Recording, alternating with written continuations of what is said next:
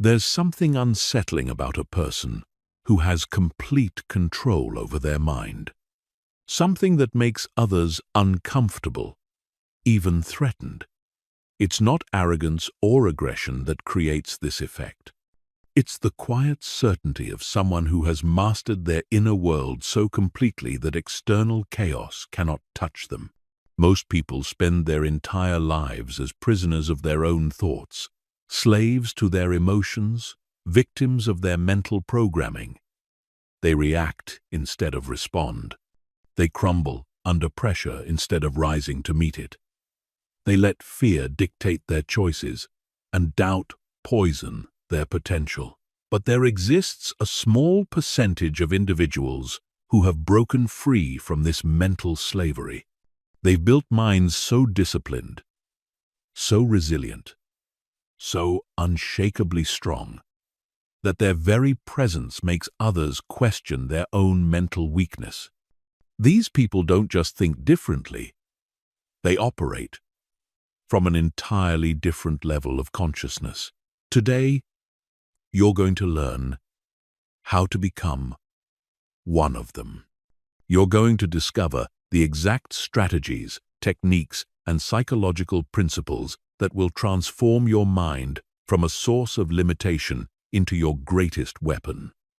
By the end of this journey, you won't just be mentally stronger. You'll possess the kind of mental dominance that makes others recognize they're in the presence of someone who has achieved what most never will: complete mastery over their own mind. Chapter 1. The Mental Warfare Inside You. Right now, as you listen to these words, there's a war raging inside your head. It's a battle between two versions of yourself: the person you are and the person you could become. The person limited by fear, doubt, and past programming versus the person who could achieve anything they set their mind to. Most people never realize this war is happening. They live their entire lives unconsciously, letting their subconscious programming run the show. They wake up with the same limiting thoughts, react to challenges with the same fearful patterns, and go to bed having made the same excuses for why they didn't pursue their potential. This internal warfare is not a metaphor, it's a biological reality. Your brain contains approximately 86 billion neurons, and every single thought you think strengthens certain neural pathways while weakening others. Every time you choose courage over fear, you're literally rewiring your brain for strength. Every time you choose comfort over growth, you're programming yourself for weakness. The tragedy is that most people are unknowingly fighting for the wrong side. They're reinforcing the neural pathways of limitation, fear, and self-doubt. They tell themselves they're not smart enough, not strong enough, not worthy enough. And their brain, being the incredible pattern recognition machine that it is, works tirelessly to prove these limiting beliefs true. But here's what separates mentally strong individuals from the masses. They understand that thoughts are not facts. They recognize that the voice in their head telling them they can't do something is just old programming, not absolute truth. They've learned to observe their thoughts with detachment, to question their internal narrative, and to consciously choose which mental programs to run. This is where true mental strength begins, with the recognition that you are not your thoughts. You are the observer of your thoughts. You are the one who gets to decide which thoughts to entertain and which ones to dismiss. Most people are so identified with their thinking that they believe every random thought that pops into their head. Mentally strong individuals have created space between themselves and their thoughts. Consider this: every successful person you admire, every individual who has achieved something remarkable, every leader who has influenced the world, they all had to win this internal war first. They had to overcome the same doubts, fears, and limitations that everyone faces. The difference is they refuse to surrender to their mental weakness. The voice that tells you you're not ready, that you should wait until tomorrow, that you're not good enough. This is not your voice. This is the voice of your conditioning, your past failures, your inherited fears. Mentally strong people learn to recognize this voice for what it is: a security system that's trying to keep you safe by keeping you small. But safety and strength are incompatible. You cannot build mental resilience while avoiding mental challenges. You cannot develop emotional control while hiding from situations that trigger emotions. You cannot become unshakable while only operating within your comfort zone. The first step in building a mind so strong it scares people is acknowledging that you've been at war with yourself, and up until now, you've been losing.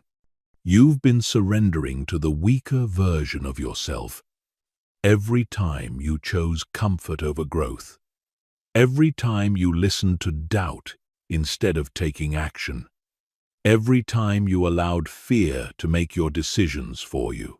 This ends now. From this moment forward, you're going to fight for the strongest version of yourself. You're going to question every limiting thought, challenge every fearful assumption, and refuse to let your past programming dictate your future potential. Chapter 2.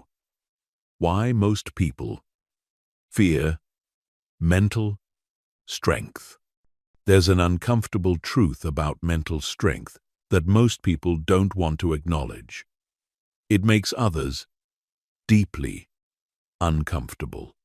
When you develop genuine mental discipline, emotional control, and unshakable confidence, you become a mirror that reflects everyone else's mental weakness back at them. Think about the last time you were around someone who seemed completely unaffected by the chaos that was stressing everyone else out. Someone who remained calm while others panicked, who spoke with quiet confidence while others complained, who took action while others made excuses. Did their presence inspire you, or did it make you feel somehow inadequate?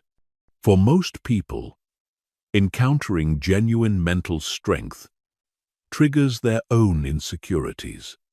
They see someone who has achieved what they haven't, and instead of being inspired, they feel threatened. They see someone who refuses to participate in collective complaints about how hard life is, and it makes them uncomfortable about their own victim mentality. This is why mentally strong individuals often find themselves isolated, not because they're antisocial, but because their very presence challenges the comfortable narratives that most people use to justify their limitations. When you stop making excuses, others feel judged for making theirs. When you refuse to participate in negative conversations, others feel exposed in their negativity. Society has a strange relationship with mental strength. We claim to admire it, but when we encounter it in real life, we often try to tear it down. We call mentally strong people lucky, privileged, or cold. We look for ways to explain their strength that don't require us to examine our own weakness. The truth is, most people are addicted to their mental limitations.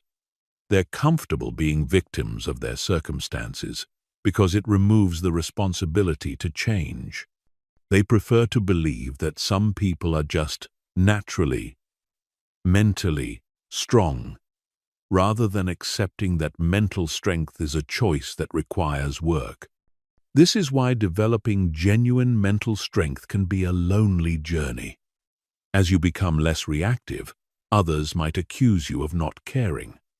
As you become more disciplined, others might say, "You're obsessed." As you become more confident, others might call you arrogant. These accusations aren't about you. They're about their discomfort with your growth. Mentally weak individuals need others to be weak with them. They bond over shared complaints, mutual limitations, and collective excuses. They create comfort in shared mediocrity. When someone in their circle starts developing real mental strength, it threatens this dynamic. But here's what you need to understand. Their discomfort with your growth is confirmation that you're on the right path. If your mental development doesn't challenge anyone, if your growth doesn't make anyone uncomfortable, then you're probably not growing very much. People fear mental strength in others because it forces them to confront the possibility that their own mental weakness is a choice. It's easier to believe that some people are just naturally confident, naturally resilient, naturally disciplined, than to accept that these qualities can be developed through conscious effort. When you refuse to be dragged down by negative people, when you won't participate in victim mentality, when you respond to challenges with strength instead of complaints, you become a walking reminder of what's possible. This makes mentally weak people extremely uncomfortable because it shatters their illusions about why they haven't achieved what they want in life. The fear others have of your mental strength is actually reverence disguised as discomfort. Deep down, they recognize that you've achieved something they haven't. They see that you operate from a different level of mental discipline. And part of them wishes they had what you have. But instead of being inspired to develop their own strength, they often try to bring you down to their level. This is why you must be prepared for resistance as you develop mental strength.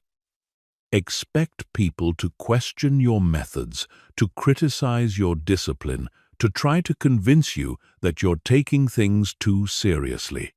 Understand that this resistance is not about you.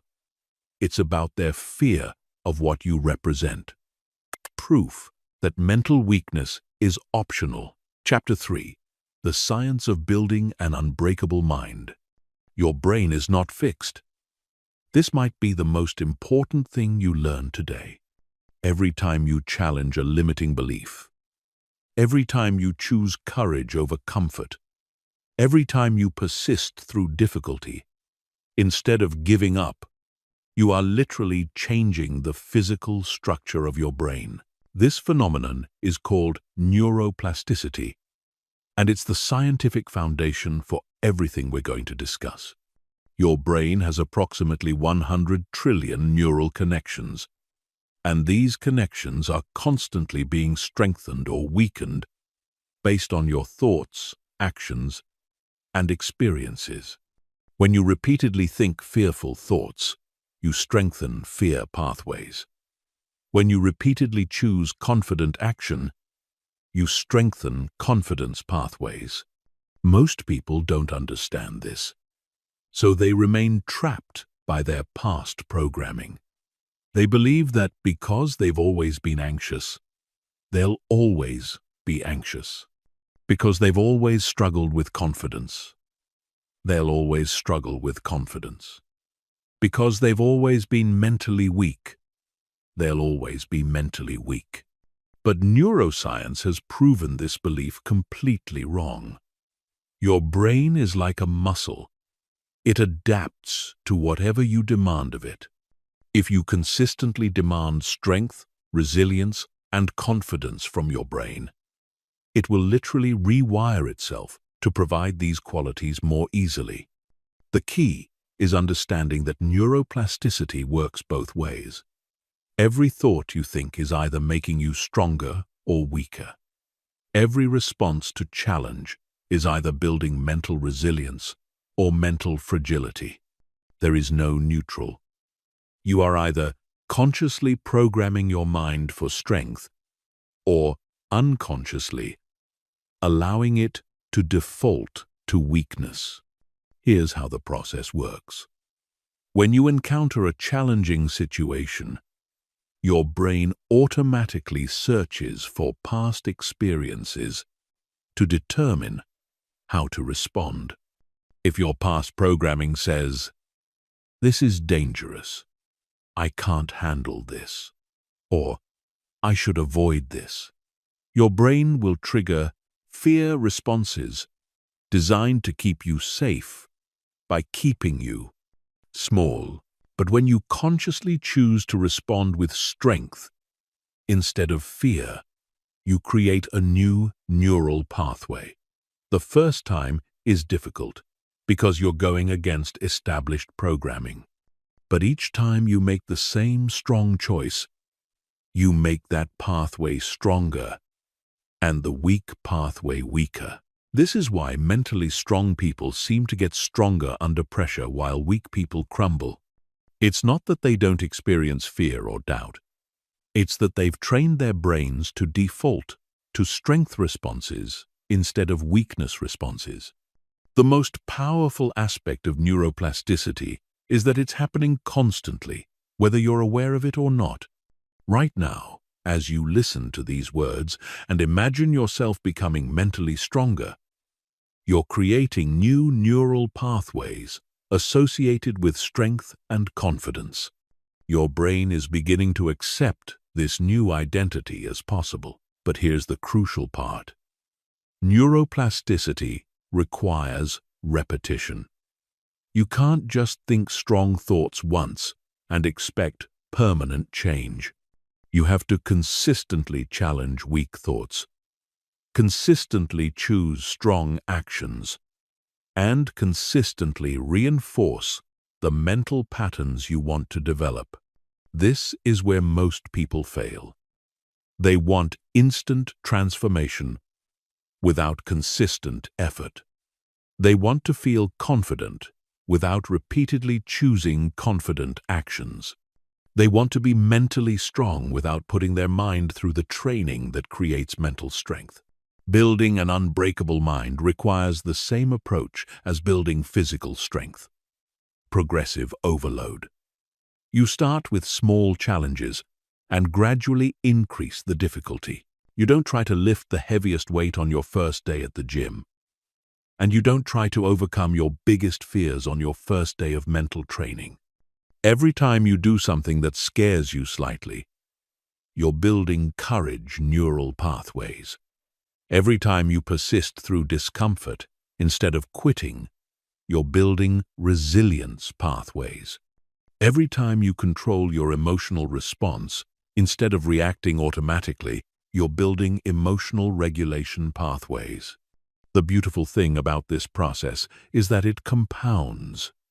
Each act of mental strength makes the next act easier. Each time you choose growth over comfort, you expand your comfort zone. Each time you prove to yourself that you can handle more than you thought, you increase your confidence in your ability to handle whatever comes next. This is why mentally strong people often seem like they're operating from a completely different reality. They're not superhuman. They've just trained their brains to respond to challenges with strength instead of fear, with curiosity instead of anxiety, with excitement instead of dread. Chapter 4. Emotional control that intimidates others. There's something profoundly unsettling about a person who cannot be emotionally manipulated. Someone who remains calm when others are losing their minds. Someone who responds thoughtfully when others react impulsively. Someone who maintains their center when everyone else is being pulled into emotional chaos. Most people are emotional slaves. They wake up and immediately check their emotions to see how they're supposed to feel that day. They let other people's moods determine their moods. They allow external circumstances to dictate their internal state. They react to every trigger, respond to every provocation, and surrender their emotional power to anyone who knows how to push their buttons. But individuals with true emotional mastery operate from a completely different paradigm. They understand that emotions are data, not commands. They feel their emotions fully, but they don't let emotions make their decisions. They recognize that emotional reactions are often based on past programming, not present reality. This level of emotional control is intimidating to others because it represents a kind of power that most people don't even know is possible. When you can remain calm in chaos, confident in uncertainty, and composed under pressure, you become someone that others instinctively recognize as operating from a higher level. The first step in developing intimidating emotional control is understanding what emotions actually are. Emotions are biochemical responses designed to help you survive. Fear alerts you to potential danger. Anger gives you energy to fight threats. Sadness helps you process loss. These are all valuable functions, but they were designed for a world very different from the one we live in today. Your ancient brain doesn't distinguish between a saber-toothed tiger and a difficult conversation with your boss. It doesn't differentiate between a physical threat and an emotional challenge.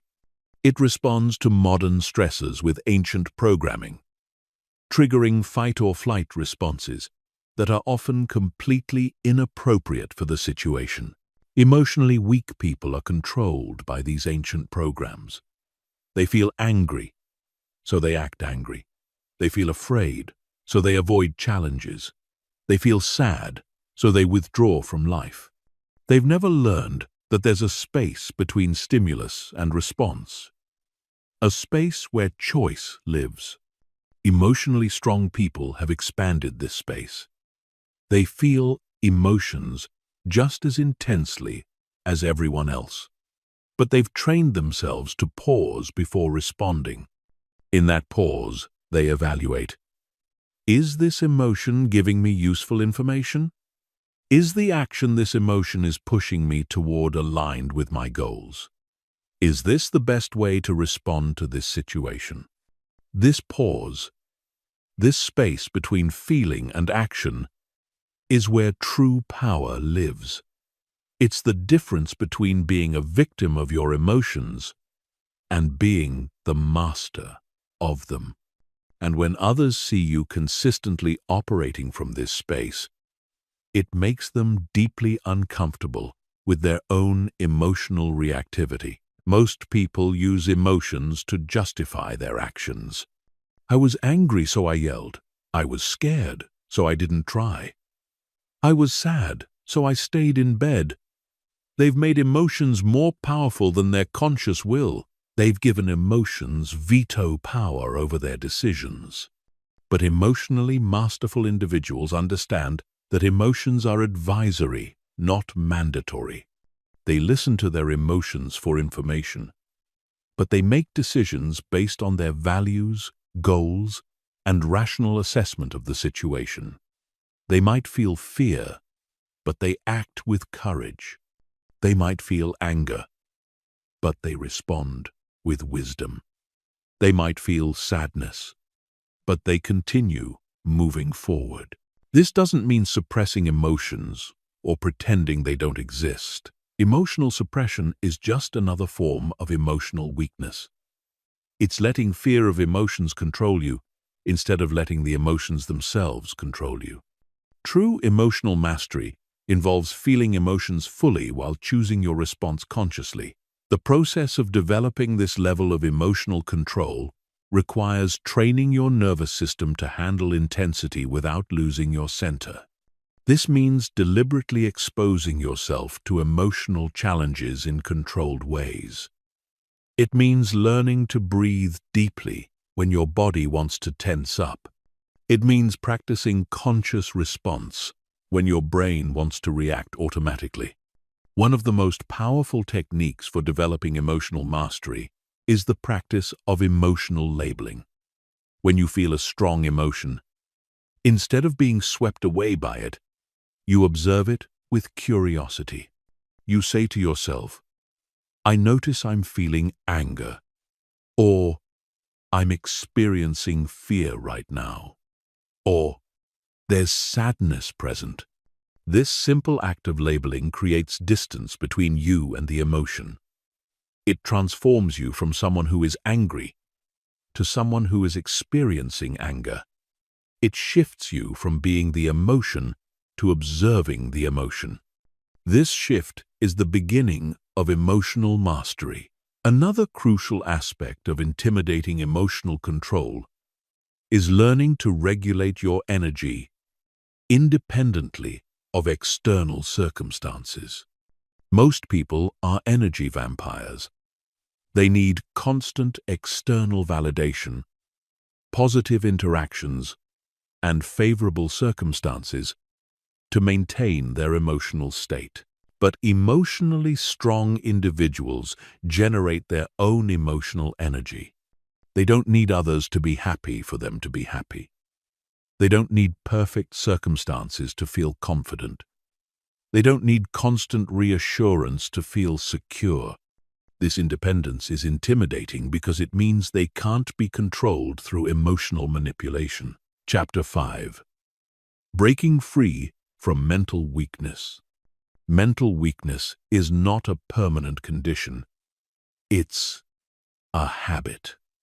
A habit of thinking that was programmed into you through years of conditioning, repeated failures, and absorbed limitations. But like any habit, it can be broken. Like any program, it can be rewritten. Like any pattern, it can be changed. The first step in breaking free from mental weakness is recognizing it for what it is: a collection of thought patterns that no longer serve you.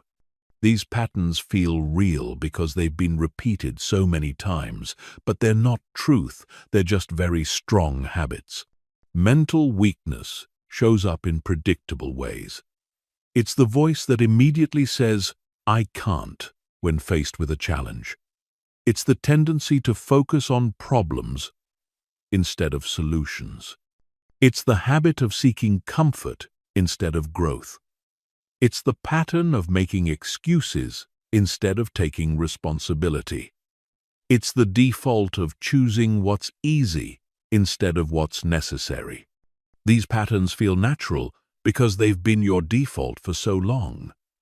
Your brain has created efficient neural superhighways for these responses. When you encounter difficulty, your brain automatically routes to thoughts like, "This is too hard," "I'm not good enough," or "I should quit." But here's what you need to understand. These thoughts are not facts about reality. They're just your brain running old software.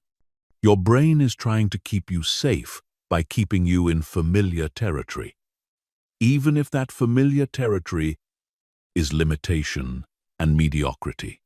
Breaking free requires you to become conscious of these patterns and interrupt them. Every time you catch yourself thinking a weak thought, you have a choice point.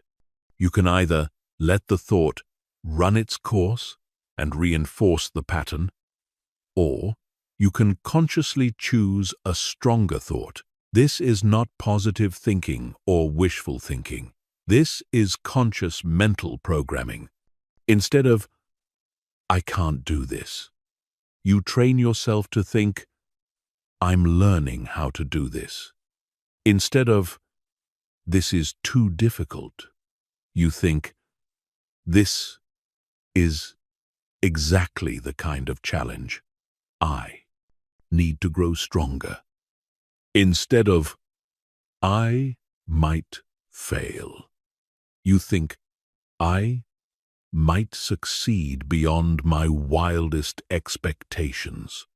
The key is understanding that you're not trying to convince yourself of something false. You're choosing to focus on possibilities instead of limitations. You're choosing to emphasize your potential instead of your current constraints. You're choosing to see challenges as opportunities instead of threats. Mental weakness is also maintained by the company you keep. If you're surrounded by people who complain constantly, make excuses regularly, and settle for mediocrity consistently, their mental patterns will influence yours. The human brain is designed to mirror the patterns of people we spend time with. This means that breaking free from mental weakness often requires changing your environment. You need to distance yourself from people who reinforce weak thinking and surround yourself with individuals who model mental strength. You need to consume content that challenges you to grow, instead of content that validates your limitations. One of the most powerful ways to break weak mental patterns is through what psychologists call behavioral activation. This means taking strong action even when you don't feel like it. When your mind says, "I don't feel motivated," you exercise anyway. When your thoughts say, "I'm not ready," you take action anyway. When your emotions say, "This is uncomfortable," you lean into the discomfort anyway. Every time you act in opposition to weak thoughts, you weaken those neural pathways and strengthen pathways associated with courage, discipline, and strength. Your brain begins to learn that you don't have to feel ready to take action. You don't have to feel motivated to do what needs to be done. And you don't have to feel comfortable to grow. Another crucial element of breaking free from mental weakness is learning to find evidence of your strength instead of evidence of your weakness. Your brain is constantly looking for evidence to confirm your beliefs about yourself. If you believe you're weak, your brain will highlight every mistake, every failure, every moment of doubt. But if you train yourself to look for evidence of strength, your brain will begin noticing every moment of courage, every small victory, every sign of growth.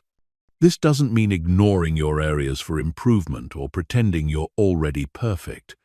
It means balanced assessment, instead of the negatively biased assessment that mental weakness creates.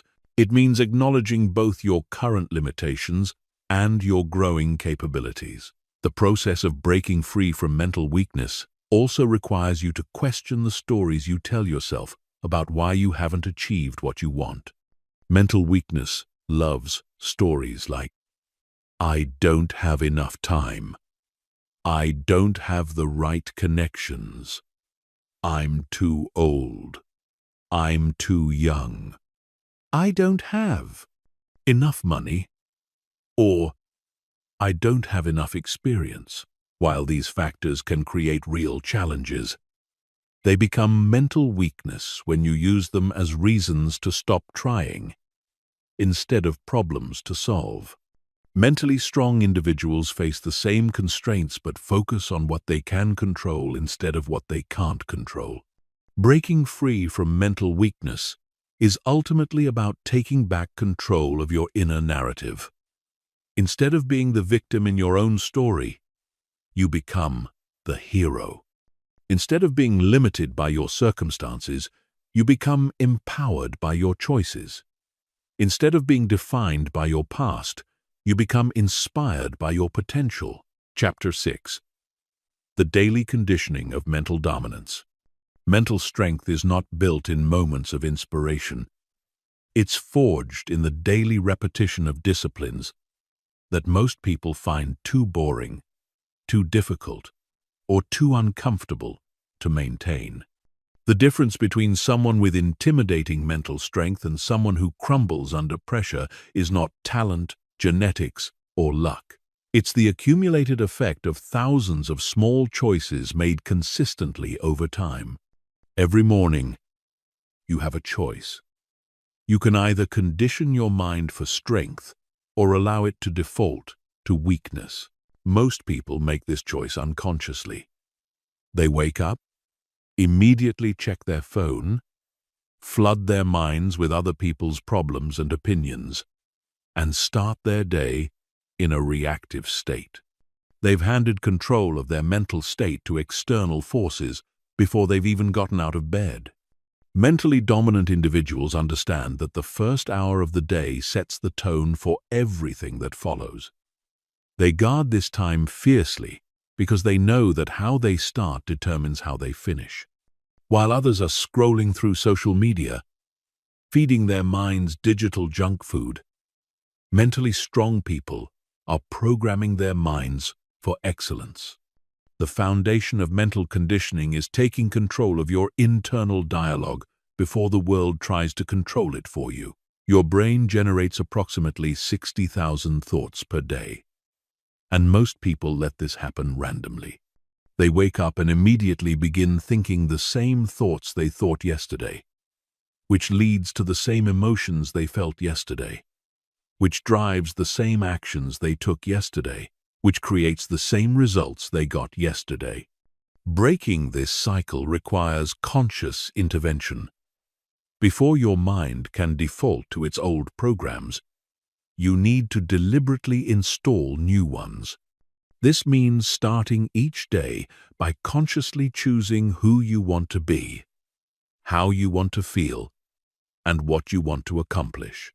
Not just what you want to do, but who you want to become in the process. The most powerful mental conditioning technique is visualization, but not the kind of wishful thinking that most people practice. This is neurological programming. Your brain doesn't distinguish between a vividly imagined experience and a real one. When you consistently visualize yourself responding to challenges with strength, your brain begins creating neural pathways that make that response more automatic. But visualization without emotion is just daydreaming.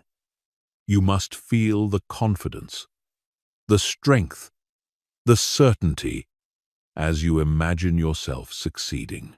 You must experience the satisfaction of overcoming obstacles, the pride of maintaining your standards under pressure, the deep knowing that you can handle whatever comes your way.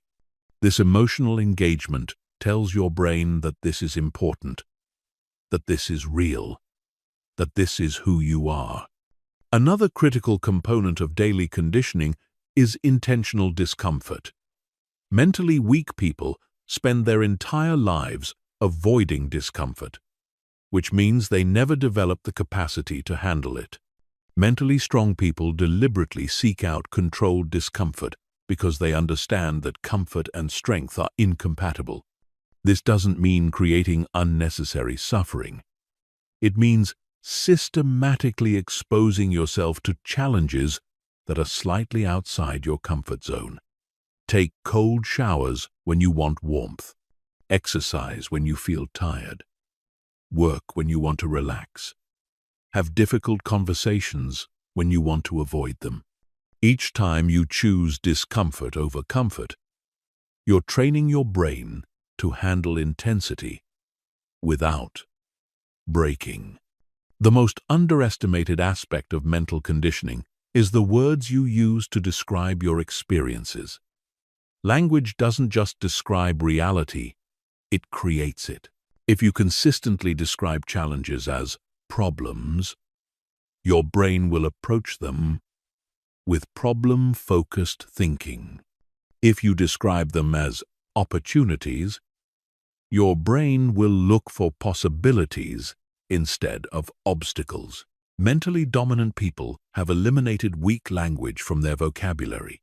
They don't say, "I have to." They say, "I get to." They don't say, "I can't." They say, "I haven't learned how yet." They don't say, "That's impossible." They say, "That will require a new approach." Every word you speak is programming your subconscious mind to expect either success or failure. Daily mental conditioning also requires what psychologists call emotional rehearsal. Most people only think about how they want to respond to challenges after they're already in the middle of them. By then, it's too late. Your brain defaults to its existing programs under pressure. Mentally strong people rehearse their responses to likely scenarios before they happen. They imagine themselves staying calm in chaos, confident in uncertainty, and composed under criticism. They mentally practice maintaining their standards when it would be easier to compromise, pursuing their goals when motivation is low, and treating others with respect even when others don't deserve it. This rehearsal creates mental muscle memory that activates automatically when needed. The final element of daily conditioning is environmental design. Your environment is constantly programming your mind, either for strength or weakness. If your physical space is chaotic, your mental space will be chaotic. If you're surrounded by people who make excuses, you'll start making excuses. If you consume content that promotes victim mentality, you'll start thinking like a victim. Mentally dominant people design their environment to reinforce the identity they're building. They surround themselves with books, quotes, images, and people that remind them of their highest self. They eliminate inputs that reinforce limiting beliefs and amplify inputs that reinforce empowering beliefs. They understand that they become what they repeatedly expose themselves to. Chapter 7. Focus that cuts through any distraction. In a world designed to fragment your attention, the ability to maintain laser-focused concentration has become a superpower. Most people have the attention span of a goldfish, constantly switching between tasks, checking notifications, and allowing every random thought to derail their focus. They live in a state of continuous, partial attention, never fully present for anything important. This scattered attention is not just inconvenient, it's devastating to your mental strength. When you can't control your focus, you can't control your thoughts. When you can't control your thoughts, you can't control your emotions. When you can't control your emotions, you can't control your actions. Everything starts with attention. Mentally strong individuals understand that attention is the most valuable resource you have. It's more valuable than time, because time without attention is worthless. You can sit at your desk for 8 hours, but if your attention is scattered across social media, random thoughts, and meaningless distractions, you've accomplished nothing. But with trained attention, you can accomplish in 1 hour what others accomplish in 8. The first step in developing intimidating focus is understanding what you're fighting against. Your attention is under constant assault from forces that profit from your distraction. Social media platforms, news websites, entertainment companies. They've hired teams of neuroscientists and behavioral psychologists to make their content as addictive as possible. They're literally rewiring your brain to crave distraction. Every notification, every breaking news alert, every urgent email is training your brain to expect constant stimulation. This creates what researchers call attention residue. Part of your mind remains fixated on the last thing you looked at, even when you're trying to focus on something else. Most people are operating with severe attention residue all day long. Breaking free from this requires what can only be described as digital detox. You must deliberately reduce your exposure to attention-hijacking stimuli. Turn off notifications. Create specific times for checking email and social media instead of responding to every ping. Design periods of your day where you're completely unreachable by digital distractions. But eliminating distractions is only half the battle.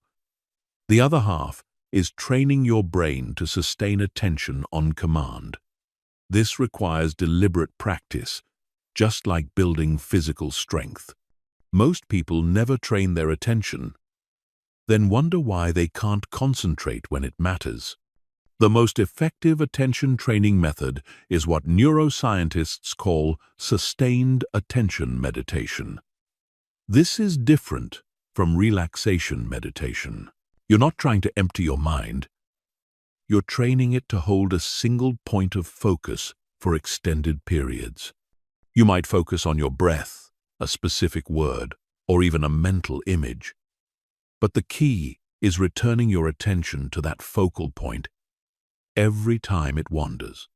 This is not easy, especially in the beginning. Your mind will resist like a wild horse being broken.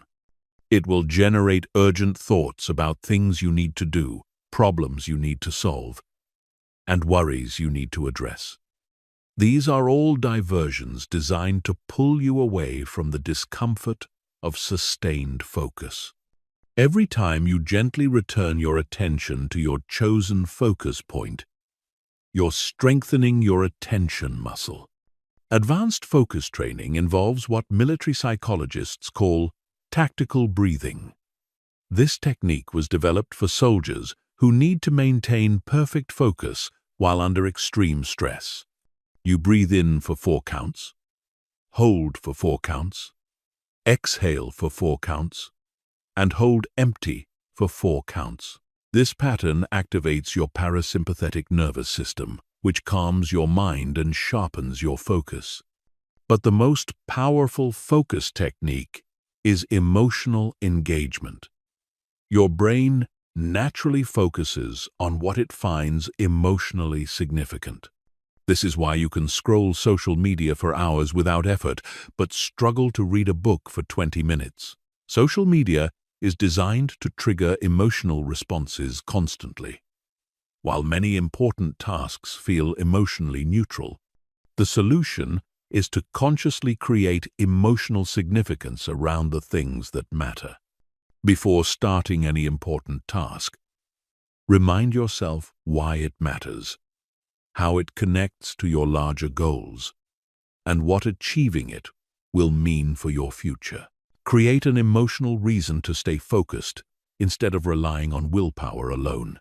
Another critical aspect of intimidating focus is what psychologists call cognitive load management. Your brain has limited processing power, and every decision, worry, and incomplete task consumes some of that power. People with scattered focus are usually carrying massive cognitive loads.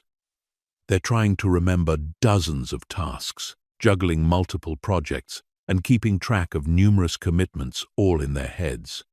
This mental clutter makes sustained focus nearly impossible.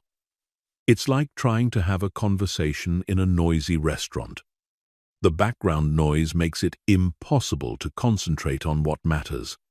Mentally strong individuals systematically reduce their cognitive load by capturing everything in external systems, batching similar tasks together, and eliminating non-essential commitments. The ultimate goal is developing what researchers call flow state, a condition where your focus becomes so intense that everything else disappears. Time seems to stop. Self-consciousness vanishes. You become completely absorbed in what you're doing. This is where peak performance happens, where breakthrough insights occur, where your best work gets done. Flow state occurs when the challenge level of your task perfectly matches your skill level. If the task is too easy, you get bored. If it's too hard, you get anxious. But when it's perfectly calibrated, difficult enough to require your full attention, but not so difficult that you feel overwhelmed, your brain enters this optimal state of focus. People who consistently access flow state appear to operate from a different reality. They produce work that seems impossible to others. They solve problems that others consider unsolvable. They accomplish in months what others struggle to accomplish in years. This isn't because they're more intelligent. It's because they've trained their attention to levels that others find intimidating. Chapter 8. Strategic Resilience Under Pressure. Pressure reveals character. When everything is going well, anyone can appear strong, confident, and capable. But when the stakes are high, when time is short, when everyone else is panicking, that's when you discover who you really are. That's when mental weakness gets exposed and mental strength shines. Most people crumble under pressure because they've never learned to see it as anything other than a threat. Their nervous system interprets pressure as danger, flooding their body with stress hormones that cloud their thinking, tighten their muscles, and trigger fight or flight responses. Under pressure, they become reactive instead of strategic, emotional instead of logical, scattered instead of focused. But individuals with strategic resilience have rewired their relationship with pressure entirely. They don't just tolerate pressure, they thrive under it. They understand that pressure is not something that happens to them, but something they can learn to use as fuel. They've trained their nervous system to interpret pressure as excitement rather than threat. This transformation begins with understanding what pressure actually is. Pressure is simply the gap between what's expected and what's currently happening, amplified by time constraints and consequence awareness. The bigger the gap, the tighter the timeline, the higher the stakes, the more pressure you feel. But pressure itself is neutral. It's your interpretation of pressure that determines whether it strengthens you or weakens you.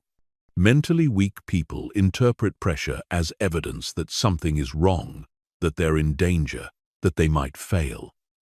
This interpretation triggers stress responses that make failure more likely.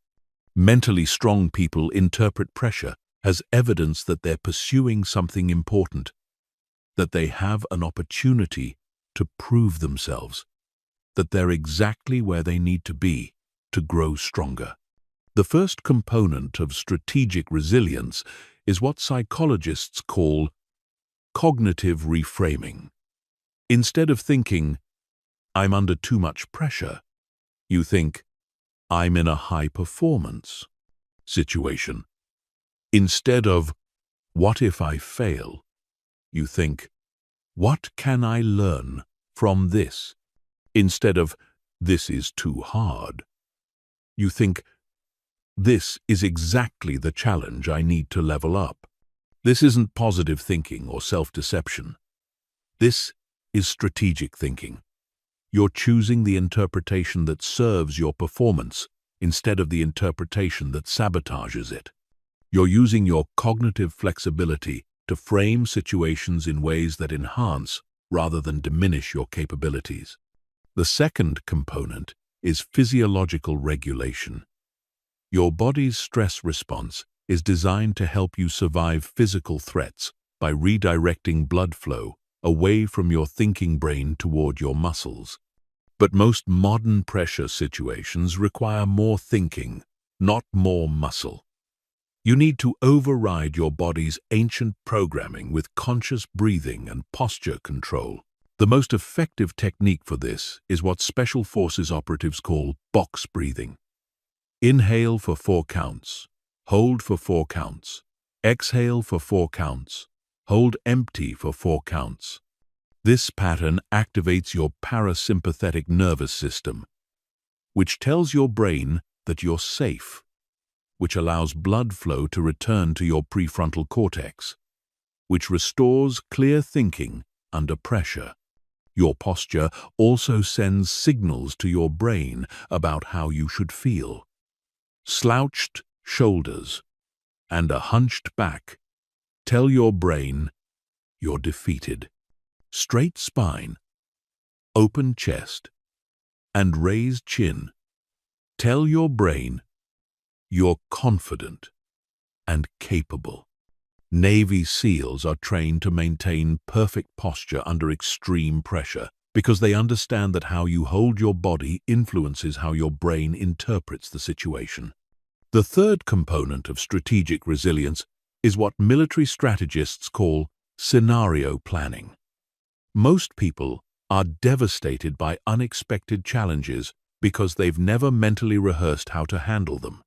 They approach high-pressure situations hoping everything goes according to plan, which means they're completely unprepared when things inevitably go wrong.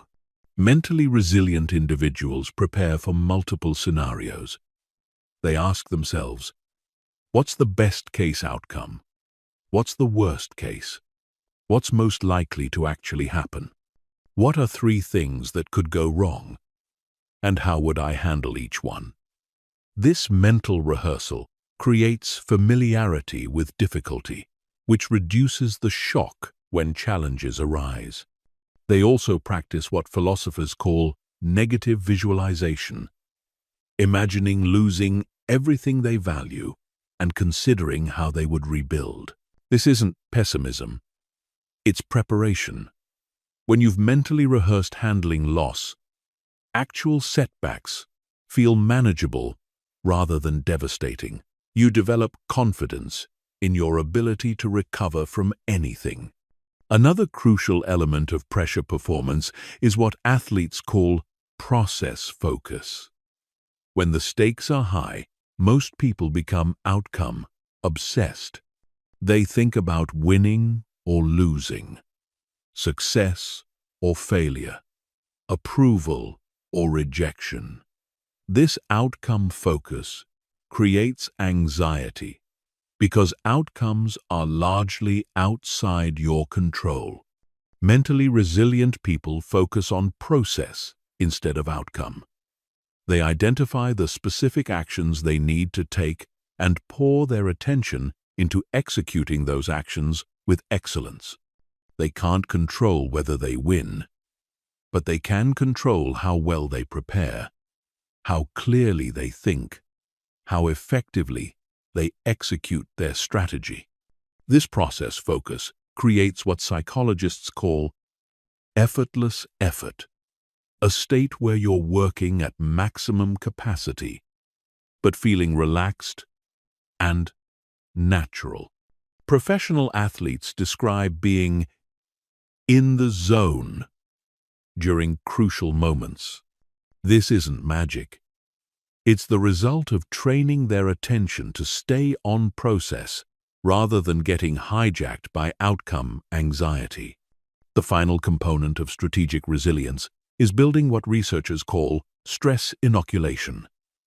Just like vaccines expose you to small amounts of harmful bacteria to build immunity, stress inoculation exposes you to manageable amounts of pressure to build psychological immunity.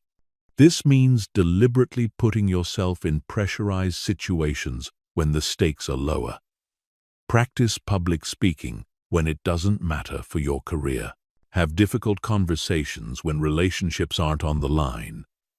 Take on challenging projects when failure won't be catastrophic. Each time you perform under pressure, you're building confidence in your ability to handle pressure.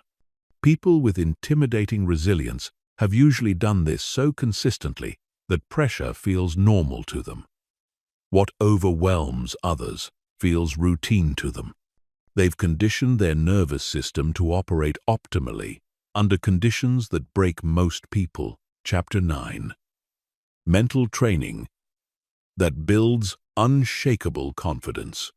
True confidence, the kind that makes others instinctively recognize you as someone who operates from a higher level, is not built through affirmations, positive thinking, or pretending you feel different than you do. Real confidence is built through evidence, specifically, evidence that you can handle whatever life throws at you, that you can overcome obstacles, and that you can trust yourself to figure things out. Most people confuse confidence with arrogance or self-deception. They think confidence means feeling good about yourself, regardless of reality, or believing you can do anything regardless of evidence. This kind of false confidence crumbles the moment it encounters real challenge because it's built on wishes rather than proof. Genuine confidence is built on a foundation of demonstrated capability. It's the quiet certainty that comes from having tested yourself against difficult circumstances and discovered that you're stronger than you thought. It's the deep knowing that even if you don't know how to handle something right now, you have the capability to learn, adapt, and figure it out.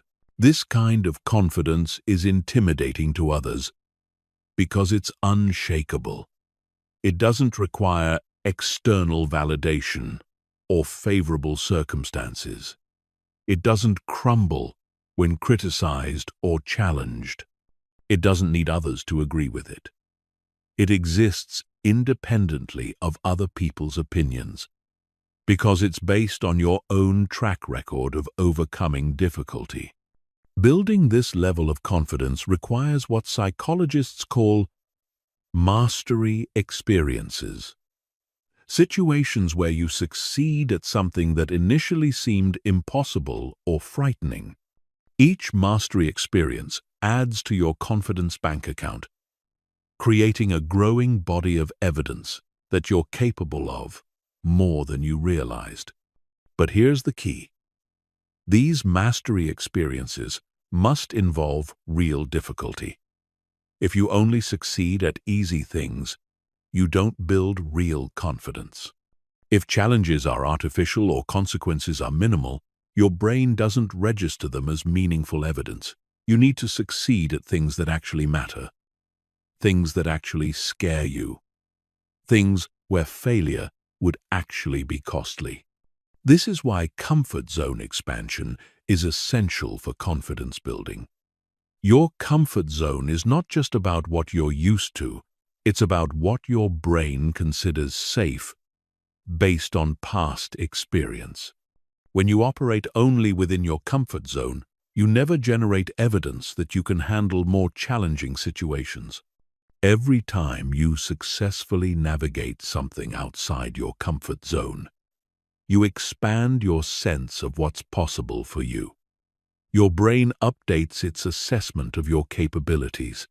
You build what researchers call self-efficacy, the belief that you can influence events affecting your life. The most effective way to build this evidence systematically is through what military trainers call progressive stress exposure. You start with challenges that are slightly outside your comfort zone but still manageable. As you succeed at one level, you gradually increase the difficulty. Each success builds confidence for the next challenge. This might mean starting with small social risks if you struggle with social confidence, asking for a discount at a coffee shop, making eye contact with strangers, starting conversations with people you don't know.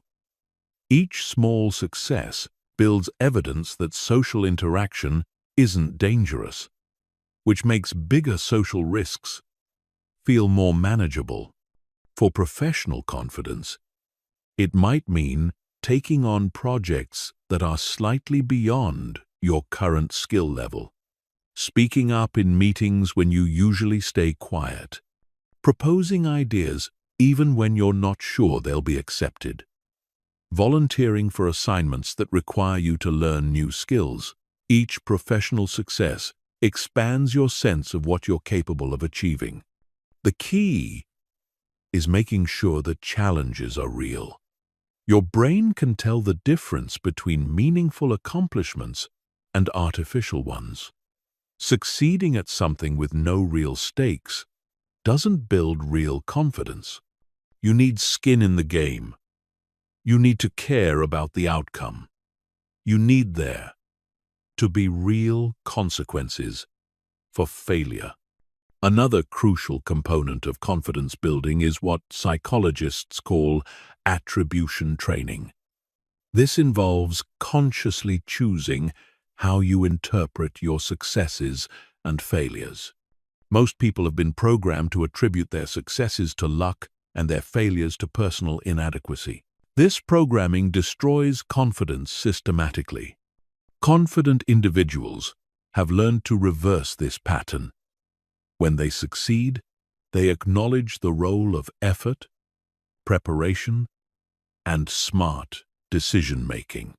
When they fail, they focus on what they can learn and how they can improve rather than what's wrong with them personally. This creates a learning mindset that maintains confidence even through setbacks.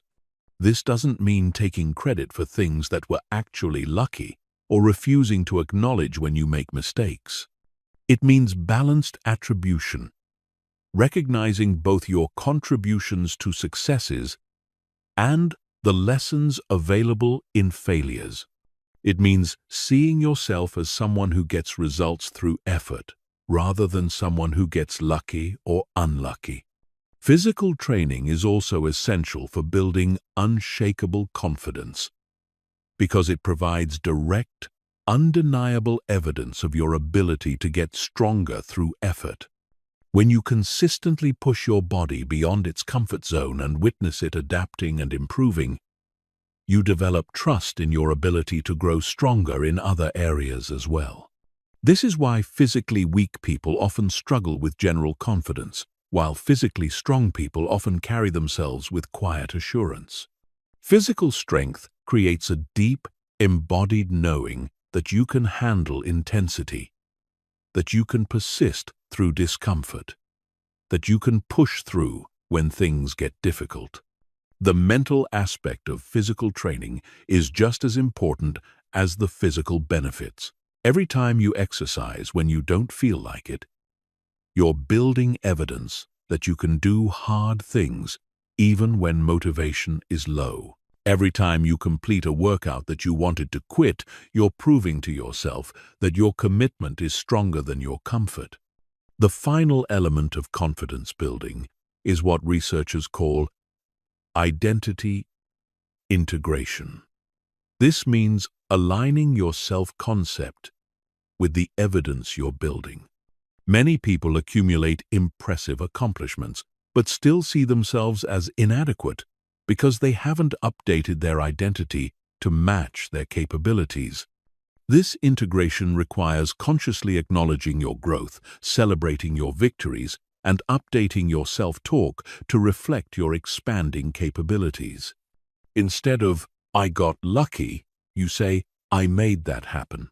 Instead of, "I'm not good at this," you say, "I'm still learning this." Instead of, "I can't handle pressure," you say, "I'm getting better at handling pressure."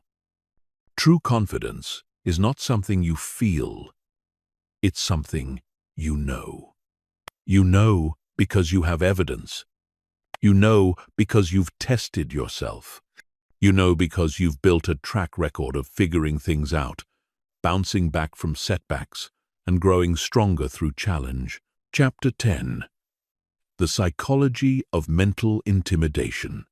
There's something unsettling about encountering someone whose mind cannot be manipulated, whose emotions cannot be hijacked, and whose focus cannot be scattered. This person doesn't need to be aggressive or boastful. Their very presence creates a psychological effect that makes others acutely aware of their own mental limitations. This intimidation is not the result of trying to intimidate others. It's the natural consequence of operating from a level of mental mastery that most people have never experienced. When someone has achieved true control over their thoughts, emotions, and attention, it creates a stark contrast with the mental chaos that most people live in daily. The intimidation begins with your relationship to external validation.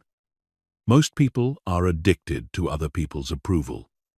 They modify their opinions based on what others think. They change their behavior to fit in. They compromise their values to avoid conflict. They live in constant fear of judgment, criticism, or rejection.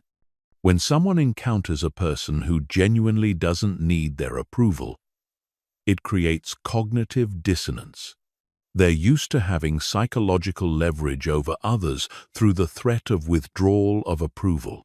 When this leverage doesn't work, when someone remains unaffected by their opinion, it makes them question their own influence and importance. This independence from external validation is not indifference or rudeness. It's the quiet confidence that comes from having developed internal validation systems. You know your own worth. You trust your own judgment. You don't need others to agree with you to maintain your sense of self-worth. The second source of intimidation is emotional regulation under pressure. Most people are emotional slaves who wear their feelings on their sleeves. When they're stressed, everyone knows it. When they're angry, everyone feels it. When they're afraid, everyone sees it. Their emotional state becomes everyone else's problem. But when someone maintains emotional composure in situations where others are losing their minds, it creates an unsettling contrast. Others begin to question why they're so reactive while this person remains calm. They wonder if they're missing something, if they're overreacting, if they're weaker than they thought. This composure is particularly intimidating in conflict situations. Most people either become aggressive when challenged or collapse under pressure. They either attack or retreat. But someone with true mental mastery responds with measured strength. They neither escalate nor capitulate. They remain centered while chaos swirls around them. The third element of psychological intimidation is intellectual independence. Most people think what they're supposed to think. They adopt opinions from their social group, their media consumption, or their cultural background without much critical examination. They're intellectual followers who go along with prevailing narratives.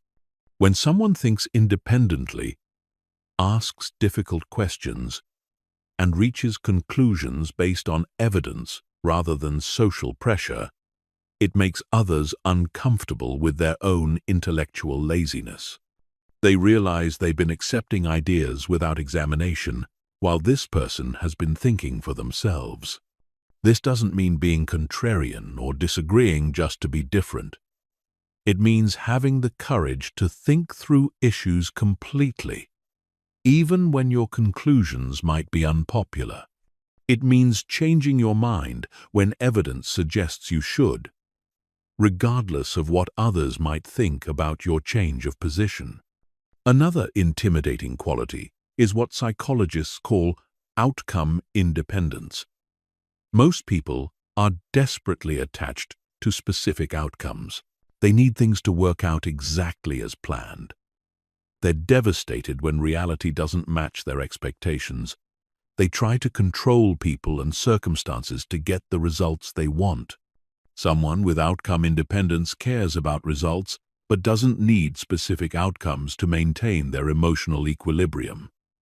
They prefer certain outcomes but can adapt when things don't go according to plan. This flexibility is intimidating because it means they can't be controlled through threats or promises about potential outcomes. This independence extends to material possessions, social status, and even relationships. While they may enjoy these things, their happiness and self-worth don't depend on them. This makes them impossible to manipulate through offers of gain or threats of loss. The ability to make difficult decisions without agonizing is another intimidating quality. Most people are paralyzed by important decisions. They overthink every option, seek endless input from others, and delay choosing until circumstances force a decision. They're afraid of making the wrong choice, so they often make no choice at all. Mentally strong individuals gather necessary information, consider likely consequences, and make decisions decisively. They understand that perfect information is never available, and that delaying decisions is itself a decision. They're willing to be wrong and adjust course rather than remain paralyzed by uncertainty. This decisiveness is intimidating because it demonstrates a level of self-trust that others lack. They trust their ability to handle consequences, learn from mistakes, and adapt to new information. This trust allows them to act while others are still debating. Perhaps the most intimidating quality is the ability to maintain standards regardless of circumstances. Most people lower their standards when things get difficult. They compromise their values under pressure. They abandon their principles when it becomes inconvenient to maintain them. They have situational ethics that change based on what's easy or profitable. Someone with uncompromising standards maintains their principles even when it costs them. They do what they say they'll do, even when it becomes difficult. They treat people with respect, even when others don't deserve it. They maintain their integrity, even when no one is watching. This consistency is intimidating because it highlights everyone else's inconsistency. It makes others aware of how often they compromise, how frequently they take the easy path, how regularly they violate their own stated values. The psychological effect of encountering this level of mental mastery is profound. It forces people to confront the gap between who they are and who they could become. It makes them aware of their own mental limitations in a way that's impossible to ignore. Some people respond to this intimidation with respect and curiosity. They recognize mental strength when they see it and want to learn how to develop it themselves. They're inspired by the example and motivated to grow. But others respond with hostility and criticism. They try to tear down what they can't understand. They look for flaws, spread rumors, or attempt to provoke emotional reactions. They can't handle the mirror that mental strength holds up to their own weakness. Understanding this psychology is important because it prepares you for the reactions you'll encounter as you develop genuine mental strength. Not everyone will appreciate your growth. Some will actively resist it. But their resistance is confirmation that you're becoming someone who operates from a higher level than most people ever achieve. Chapter 11. The War Within and How to Win It. Deep inside you, there's a war raging. It's not a metaphorical war. It's a literal, biological, neurological battle between two versions of yourself.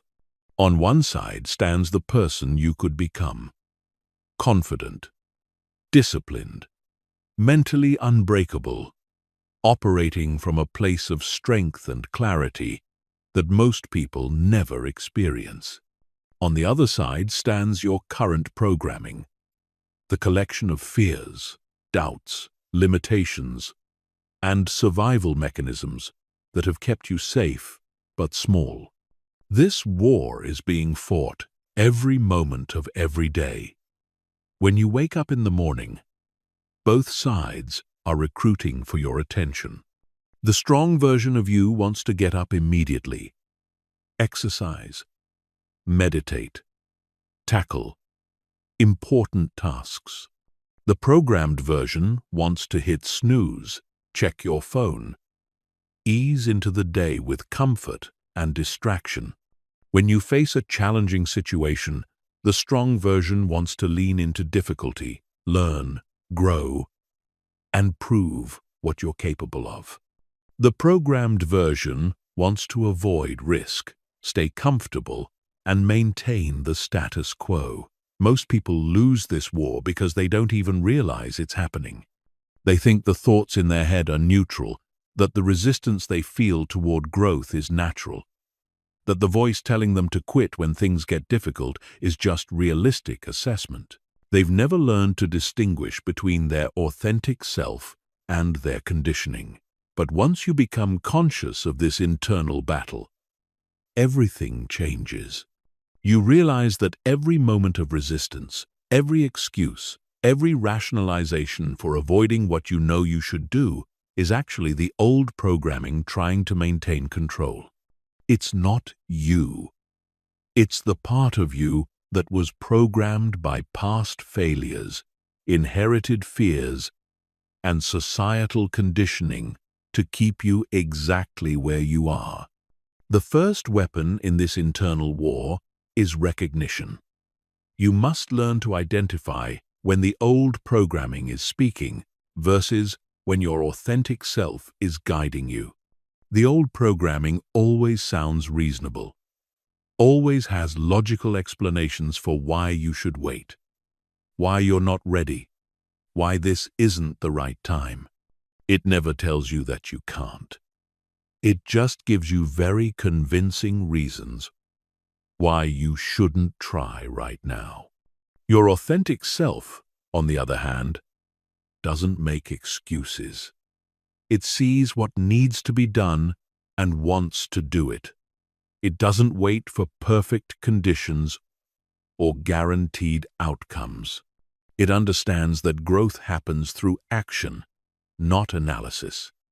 It knows that you become who you need to be by doing what that person would do, not by waiting until you feel like that person. The second weapon is understanding how this programming was installed in the first place. Your brain evolved for survival in an environment very different from the one we live in today.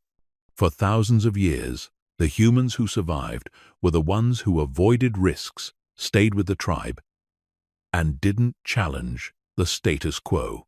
Innovation, individualism, and bold action often led to death. Your modern brain still operates with these ancient survival programs. When you consider starting a business, asking for a promotion, approaching someone you're attracted to, or pursuing any goal that involves uncertainty, your brain interprets this as potential danger. It floods your body with stress hormones, creates anxiety and doubt, and generates very logical-sounding reasons why you should avoid the risk. Understanding this allows you to see resistance for what it really is: an outdated security system trying to keep you safe by keeping you small. When you feel fear about pursuing something important, you can recognize it as your ancient brain trying to protect you from dangers that no longer exist. This doesn't make the fear disappear, but it strips away its authority over your decisions. The third weapon is deliberate counter-programming. If your brain has been programmed to expect failure, avoid risks, and doubt your capabilities, you need to consciously program it with different expectations. This isn't positive thinking. It's neurological training. Every time you choose courage over comfort, action over analysis, growth over safety, you're strengthening neural pathways associated with strength and confidence. But the old programming doesn't give up easily. It will fight back with increased intensity as you start to change. The resistance you feel when trying to break old patterns isn't a sign that you're doing something wrong. It's proof that you're doing something right. You're forcing deeply entrenched neural patterns to change, and they're fighting to maintain their dominance. This resistance manifests in many ways. You might suddenly feel overwhelmed with urgent tasks that distract you from important work. You might experience unusual fatigue when trying to exercise or meditate. You might find yourself having vivid dreams about failure or catastrophe. Your mind might generate compelling arguments for why your new goals are unrealistic, or why you should focus on other priorities first. These are all symptoms of your old programming trying to regain control. Understanding this allows you to persist through the resistance instead of interpreting it as evidence that you should quit. The resistance is temporary, but the transformation that results from pushing through it is permanent. The fourth weapon is what psychologists call implementation intentions. Instead of relying on motivation or willpower, you create specific if-then plans for how you'll respond when the old programming tries to reassert control. If I feel like skipping my workout, then I'll put on my exercise clothes and commit to just 5 minutes. If I start making excuses about why I can't pursue my goals, then I'll write down 3 small actions I can take immediately. These predetermined responses bypass the internal negotiation that usually leads to compromise and procrastination. When resistance arises, you don't debate it or try to overcome it with willpower. You simply execute your predetermined plan. This removes the decision-making process that the old programming uses to regain control. The fifth weapon is understanding that this war is winnable. But it requires sustained effort. Mental transformation doesn't happen through dramatic moments of insight. It happens through thousands of small choices made consistently over time. Every time you choose the strong option instead of the comfortable option, you win a small battle. Every time you act in alignment with who you want to become instead of who you've been, you claim more territory in this internal war. The cumulative effect of these small victories is profound. Over time, the strong neural pathways become dominant, while the weak ones atrophy from disuse. The voice of your authentic self gets louder, while the voice of your programming gets quieter. What once required enormous effort becomes natural and automatic. But here's the crucial understanding. This war never completely ends. Even after achieving significant mental strength, the old programming can reassert itself during periods of stress, uncertainty, or major life changes.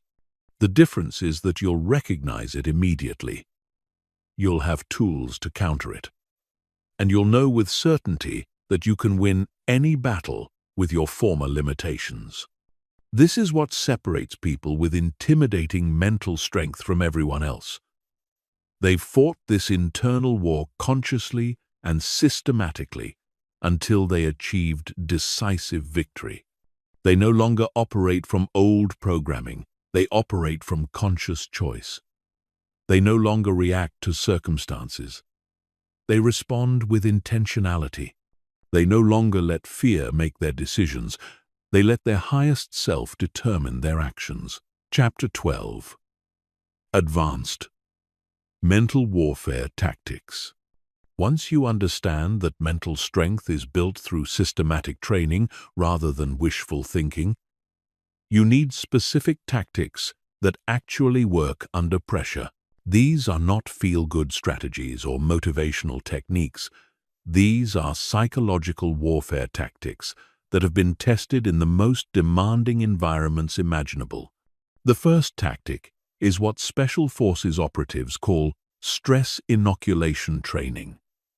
Instead of avoiding situations that make you nervous, you deliberately expose yourself to controlled versions of those situations until they no longer trigger stress responses.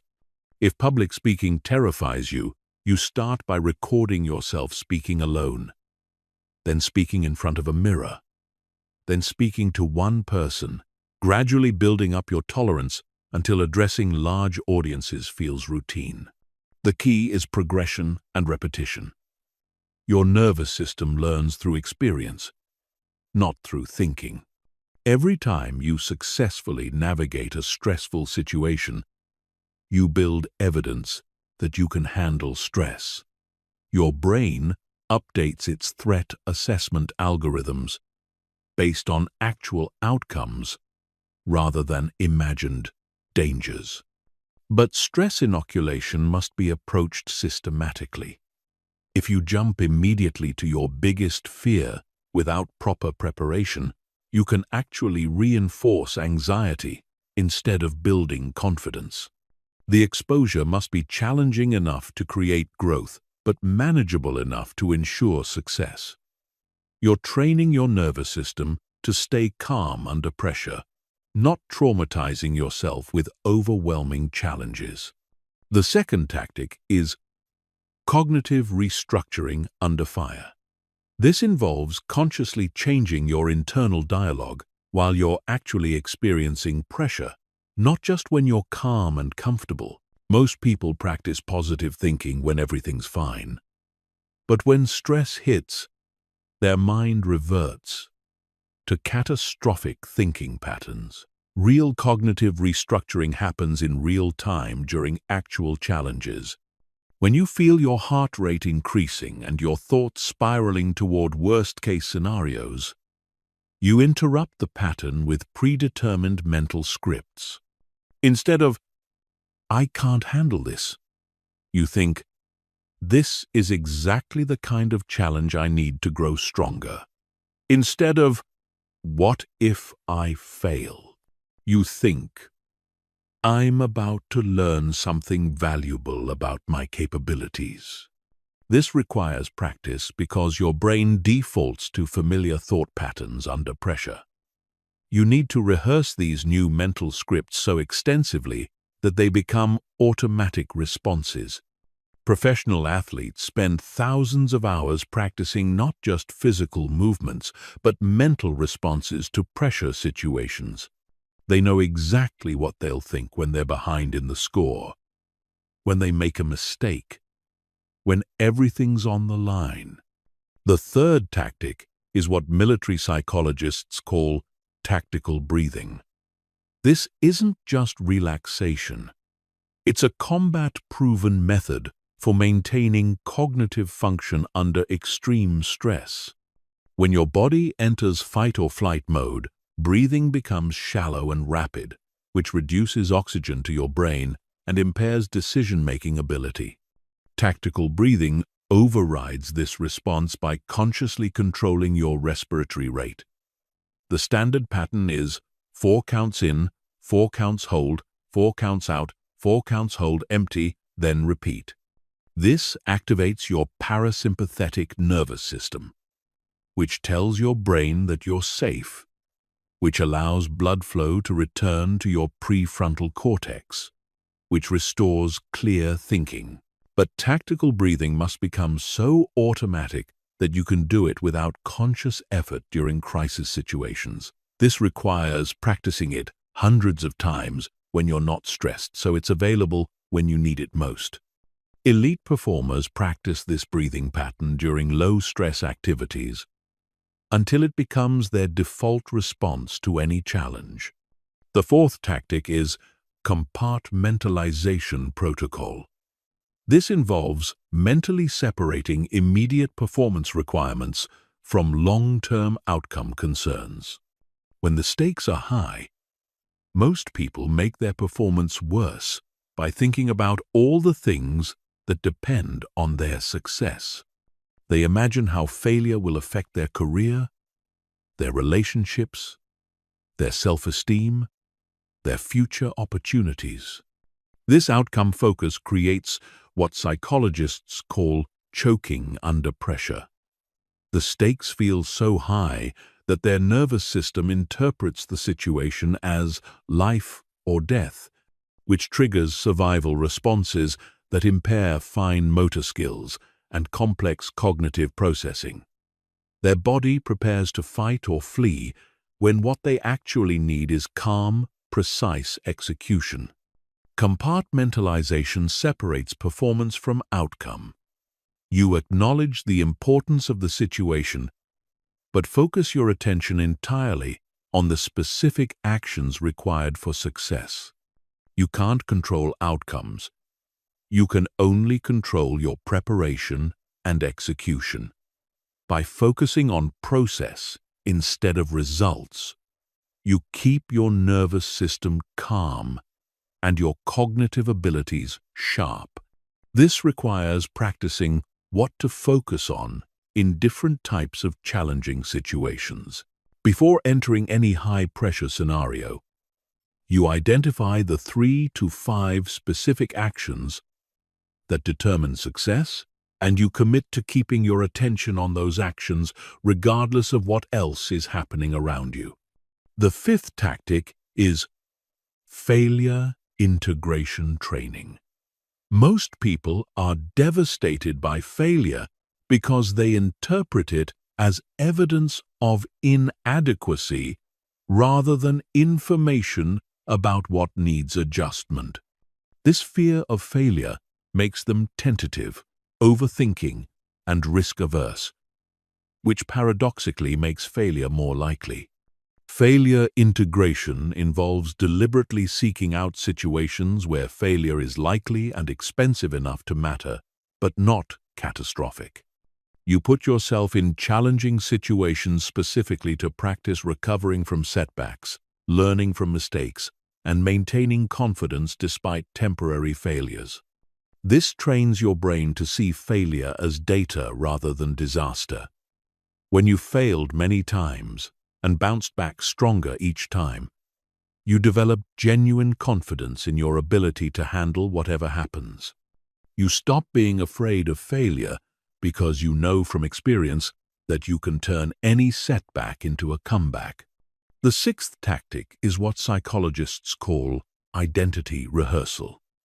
This involves acting as if you already possess the mental qualities you want to develop, even when you don't feel like you have them yet. If you want to be more confident, you practice confident body language, tone of voice, and decision-making patterns until they become natural.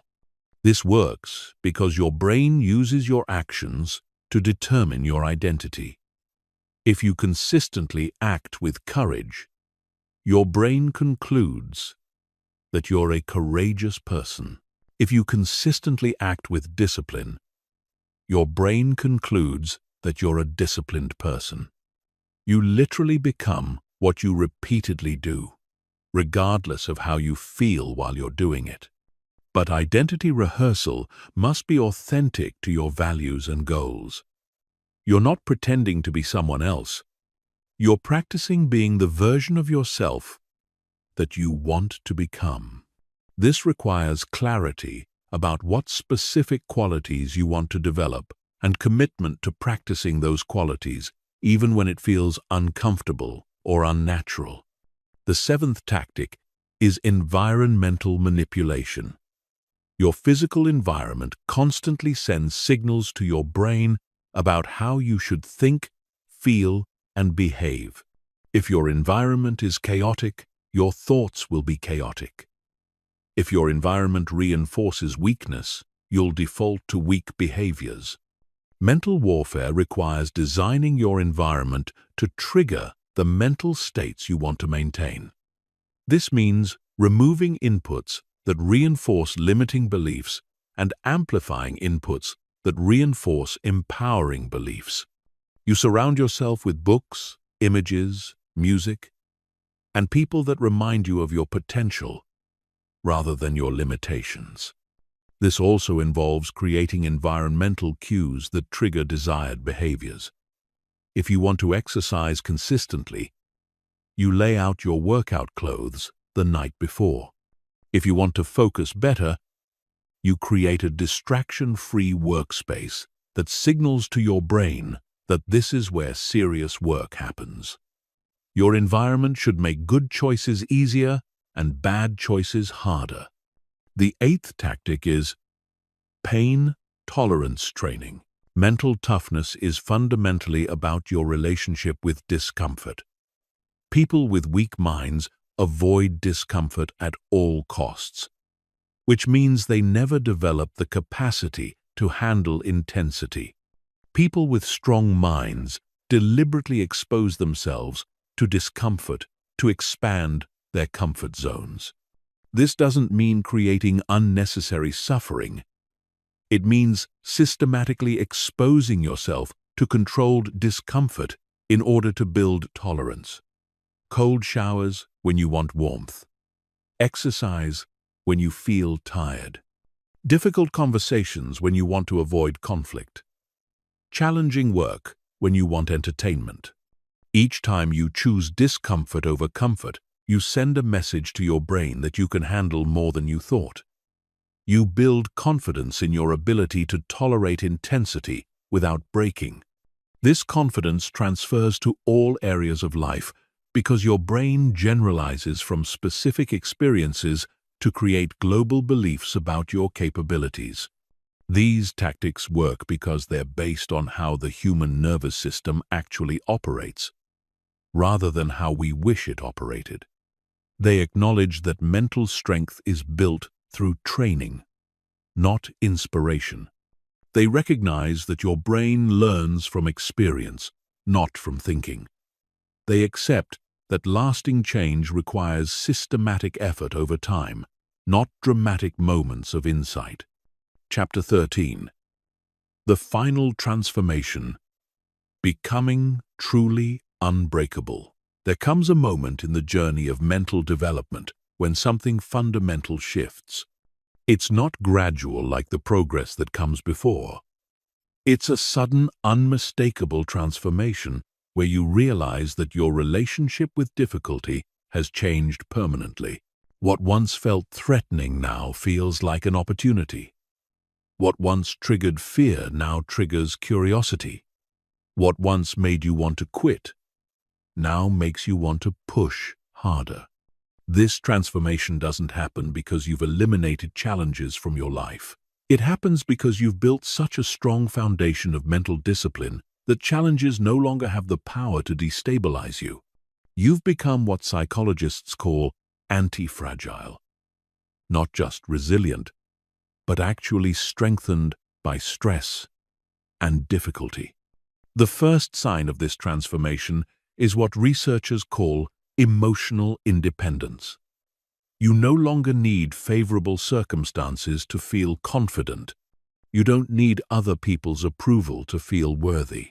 You don't need everything to go according to plan to maintain your sense of well-being. Your emotional state becomes internally generated rather than externally dependent.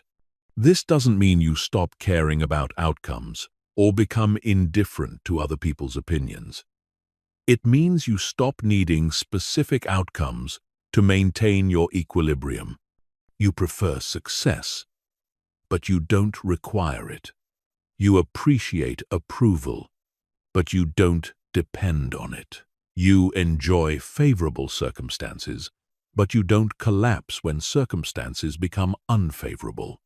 This emotional independence is profoundly unsettling to people who are still emotionally dependent. They can't understand how you remain calm when they're panicking, how you stay confident when they're doubting themselves, how you maintain your standards when they're compromising theirs.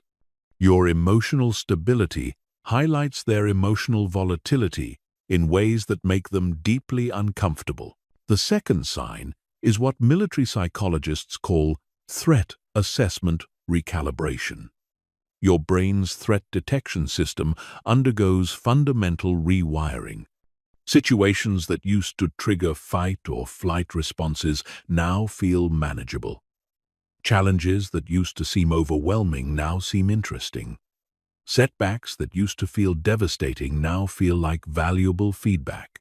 This happens because you've accumulated extensive evidence that you can handle difficult situations successfully. Your brain has updated its threat assessment algorithms based on your track record of overcoming obstacles.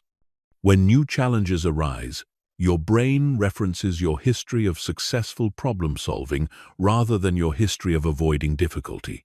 This recalibration is visible to others in your posture, your tone of voice, your decision-making speed, and your overall demeanor. You carry yourself like someone who has been tested and proven rather than someone who is hoping to avoid being tested. This confidence is intimidating because it's genuine rather than performed. The third sign is what philosophers call outcome independence. You care deeply about your goals and work intensely toward achieving them, but you're no longer attached to specific outcomes in ways that create anxiety or desperation. You understand that you can influence results through your efforts, but you can't control them completely. This detachment allows you to perform at your highest level because you're not handicapped by outcome anxiety. Athletes call this playing loose, giving maximum effort without the tension that comes from needing specific results. When you're not afraid of failure, you're free to take the calculated risks that lead to breakthrough performance. This outcome independence is particularly intimidating to others because it makes you impossible to manipulate through threats or promises. People can't control you by threatening to withhold approval or by offering rewards for compliance. You operate from internal motivation rather than external pressure, which makes you unpredictable to those who are used to controlling others through fear or greed. The fourth sign is what researchers call cognitive sovereignty. You think independently rather than adopting the opinions of your social group, media consumption, or cultural programming. You question assumptions, examine evidence, and reach conclusions based on logic rather than emotion or social pressure. This intellectual independence is profoundly threatening to people who think what they're supposed to think. They can't understand how you remain unmoved by popular opinion, how you maintain positions that are socially unpopular, how you change your mind when evidence suggests you should regardless of what others might think about your change of position. Your willingness to think independently forces others to confront their own intellectual laziness. They realize they've been accepting ideas without examination while you've been thinking for yourself. This makes them question their own beliefs in ways that are deeply uncomfortable. The fifth sign is what psychologists call unconditional self-regard. Your sense of worth becomes independent of your achievements, other people's opinions, or external circumstances. You value yourself as a human being regardless of your successes or failures. This doesn't mean you become complacent or stop striving for excellence. It means your motivation comes from growth and contribution, rather than from trying to prove your worth. This unconditional self-regard is intimidating because it makes you immune to the approval-seeking behaviors that most people use to maintain their self-esteem. You don't need to impress anyone, compete for status, or diminish others to feel good about yourself. This psychological freedom is so rare that others don't know how to relate to it. The sixth sign is what philosophers call present moment mastery. You become fully engaged with whatever is happening right now, rather than being psychologically absent while worrying about the future or ruminating about the past. This presence isn't forced or artificial. It's the natural result of having developed such strong mental discipline that your attention naturally settles where it can be most useful. This presence is intimidating because it means you see and hear things that others miss. You notice details, patterns, and opportunities that escape the attention of people whose minds are scattered across past regrets and future anxieties. Your awareness becomes a competitive advantage that compounds over time. The seventh sign is what researchers call integrated strength. All aspects of your mental development, emotional regulation, cognitive clarity, attentional control, stress resilience, and confidence work together seamlessly rather than requiring conscious effort to maintain. Mental strength becomes your default mode of operation rather than something you have to remember to practice. This integration creates an overall presence that others find compelling but can't quite identify.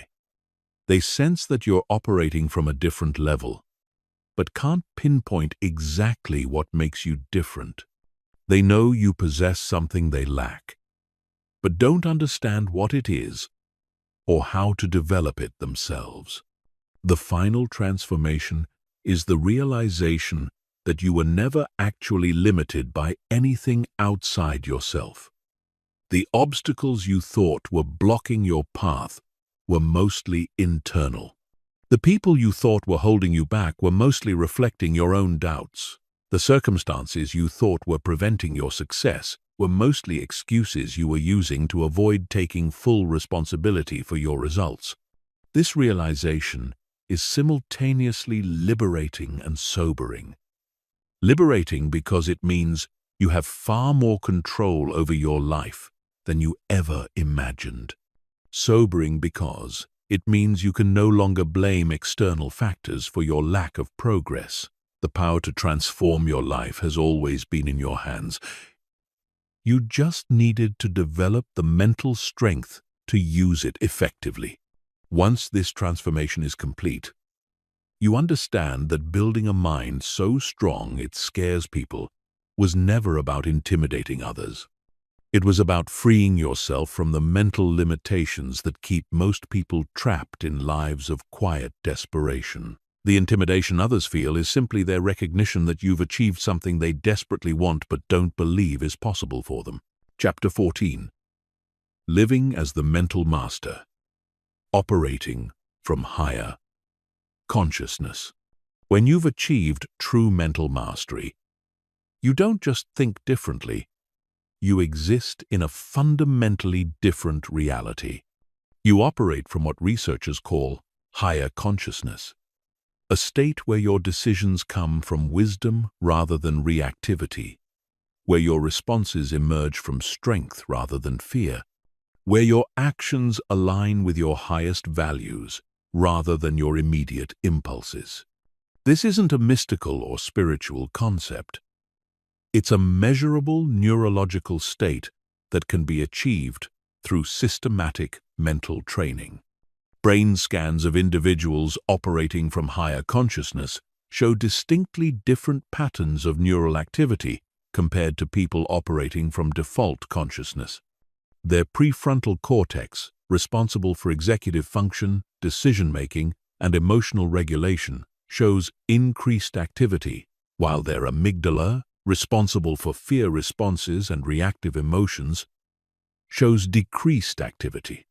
The practical effect of this neurological shift is that you become someone who operates primarily from your highest self rather than your conditioned responses. When challenges arise, your first impulse is to ask, "What can I learn from this?" rather than, "How can I avoid this?" When people criticize you, your automatic response is curiosity about whether there's useful feedback rather than defensive anger about perceived attacks. This shift in default responses is profoundly intimidating to others because it highlights the reactivity of their own responses. They notice that you remain calm when they become agitated, that you seek understanding when they seek to be understood, that you take responsibility when they make excuses. Your presence becomes a mirror that reflects their own unconscious patterns back to them. Living from higher consciousness means you've transcended what psychologists call ego-based decision-making. Most people make choices based on protecting their self-image, seeking approval, avoiding discomfort, or proving their worth. These ego-based motivations create predictable patterns of behavior that can be easily manipulated by others who understand how the ego operates. But when you operate from higher consciousness, your decisions come from a different place entirely. You choose actions based on what serves your growth, what contributes to others' well-being, what aligns with your deepest values, and what moves you toward your most important goals.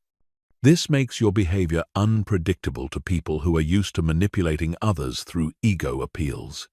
The first characteristic of higher consciousness is what philosophers call perspective transcendence. You can step outside your immediate circumstances and view situations from multiple angles simultaneously. When conflict arises, you can see not just your own position, but also the perspectives of others involved. When problems emerge, you can zoom out to see both immediate challenges and long-term implications. This perspective transcendence allows you to make decisions that others can't understand because they're trapped in narrow viewpoints. You might choose short-term difficulty to achieve long-term growth. You might prioritize principles over profit. You might seek truth over comfort. These choices seem irrational to people operating from limited perspectives. The second characteristic is what psychologists call emotional sovereignty. Your emotional state becomes internally generated rather than externally determined. You feel what's appropriate for the situation rather than being hijacked by automatic emotional reactions. You experience emotions fully without being controlled by them. This emotional sovereignty is deeply unsettling to people who are emotionally reactive because it means you can't be controlled through emotional manipulation. They can't make you angry by provoking you, guilty by shaming you, or fearful by threatening you. Your emotions serve your intelligence rather than overriding it. The third characteristic is what researchers call integrated awareness. You maintain simultaneous awareness of your thoughts, emotions, physical sensations, and environmental factors without being overwhelmed by any single stream of information. This allows you to respond to situations with all relevant data rather than reacting to whatever is loudest or most immediate. This integrated awareness gives you a significant advantage in any situation because you're operating with more complete information than people who are focused on single aspects of their experience. You notice things others miss, you anticipate developments others don't see coming, and you make connections others don't recognize. The fourth characteristic is what philosophers call compassionate detachment. You care deeply about outcomes without being emotionally dependent on specific results. You work intensely toward your goals without being devastated if you don't achieve exactly what you intended. You love people deeply without needing them to be different than they are. This compassionate detachment allows you to maintain your effectiveness even in highly emotional situations. While others are being pulled into drama, reactivity, or desperation, you remain centered and strategic. This makes you an anchor of stability that others either find deeply comforting or profoundly threatening. The fifth characteristic is what psychologists call authentic power. Your influence comes from who you are rather than what position you hold or what leverage you possess over others. People follow your guidance because they trust your judgment, not because they fear consequences or hope for rewards.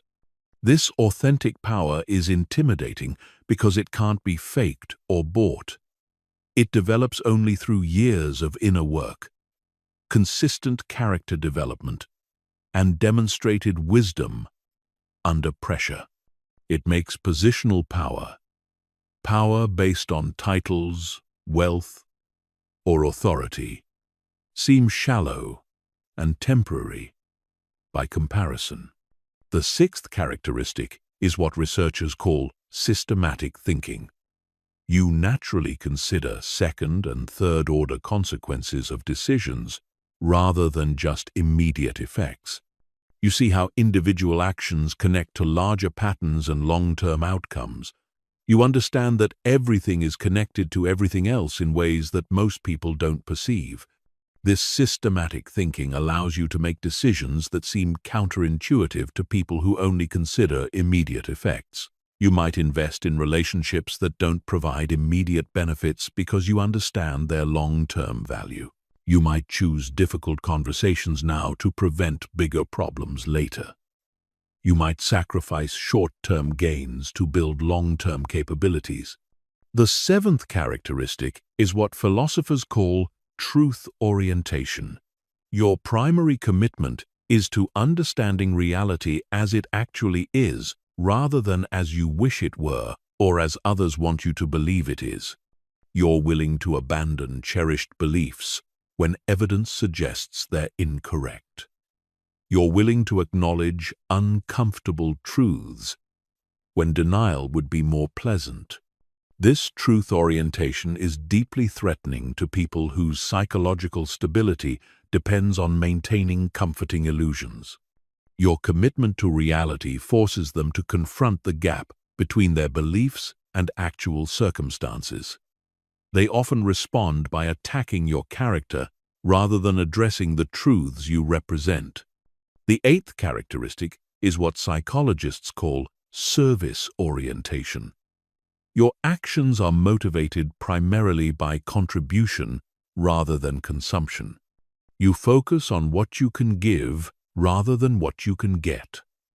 You measure success by the positive impact you have on others rather than by the benefits you accumulate for yourself.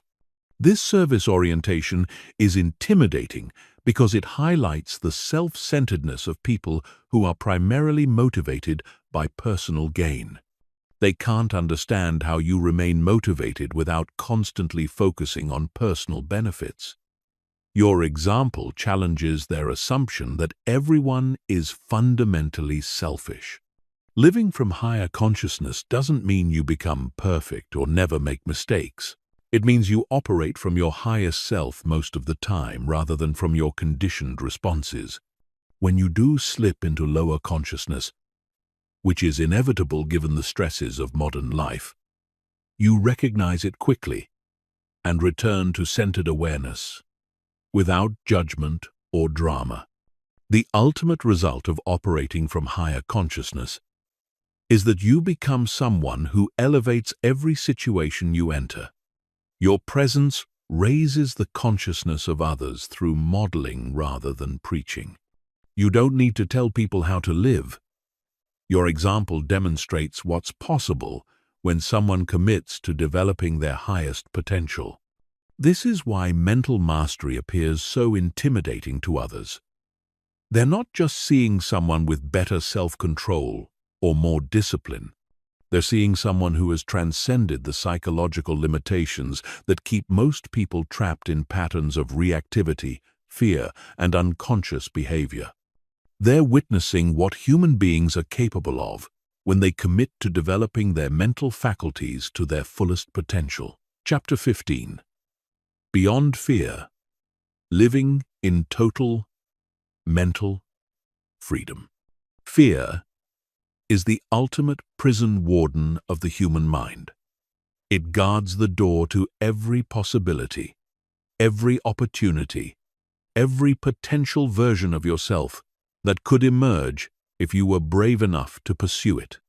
Most people live their entire lives as prisoners of fear, making small choices, accepting limited options, and convincing themselves that their constrained existence is realistic rather than fearful. But there exists a state of consciousness beyond fear, not the absence of fear, but the transcendence of fear's authority over your decisions. When you reach this state, you don't stop feeling fear, but fear stops controlling your actions. You experience it as information rather than instruction, as a signal rather than a command, as one factor among many rather than the deciding factor in every choice. This freedom from fear's tyranny is the ultimate expression of mental strength. It's what makes certain individuals appear almost superhuman to others.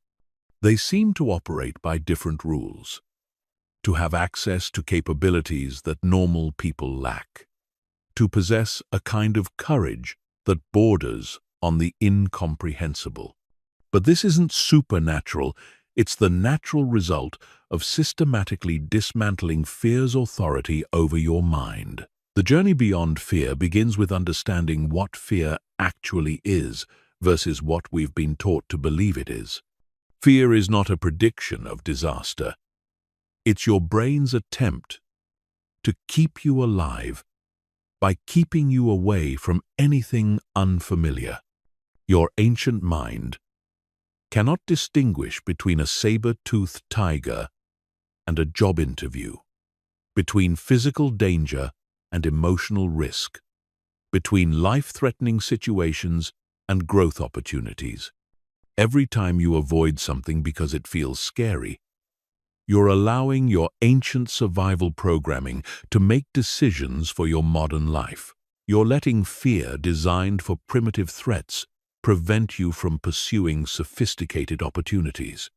You're giving authority over your choices to a part of your brain that knows nothing about the world you actually live in.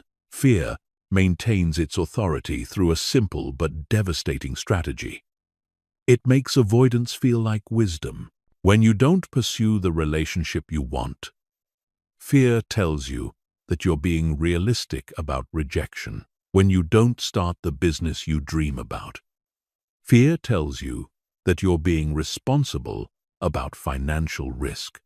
When you don't speak up for your ideas, fear tells you that you're being humble rather than cowardly.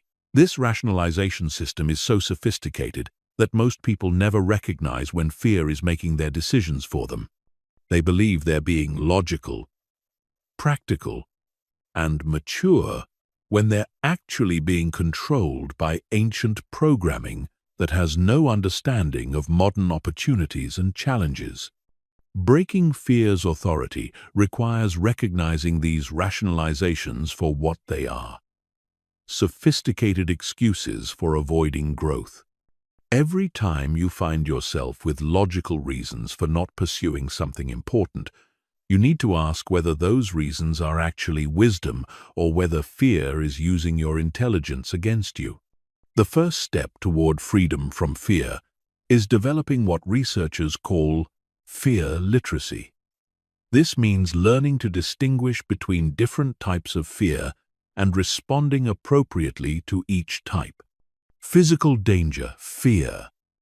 The fear that warns you about actual threats to your safety should be respected and heeded.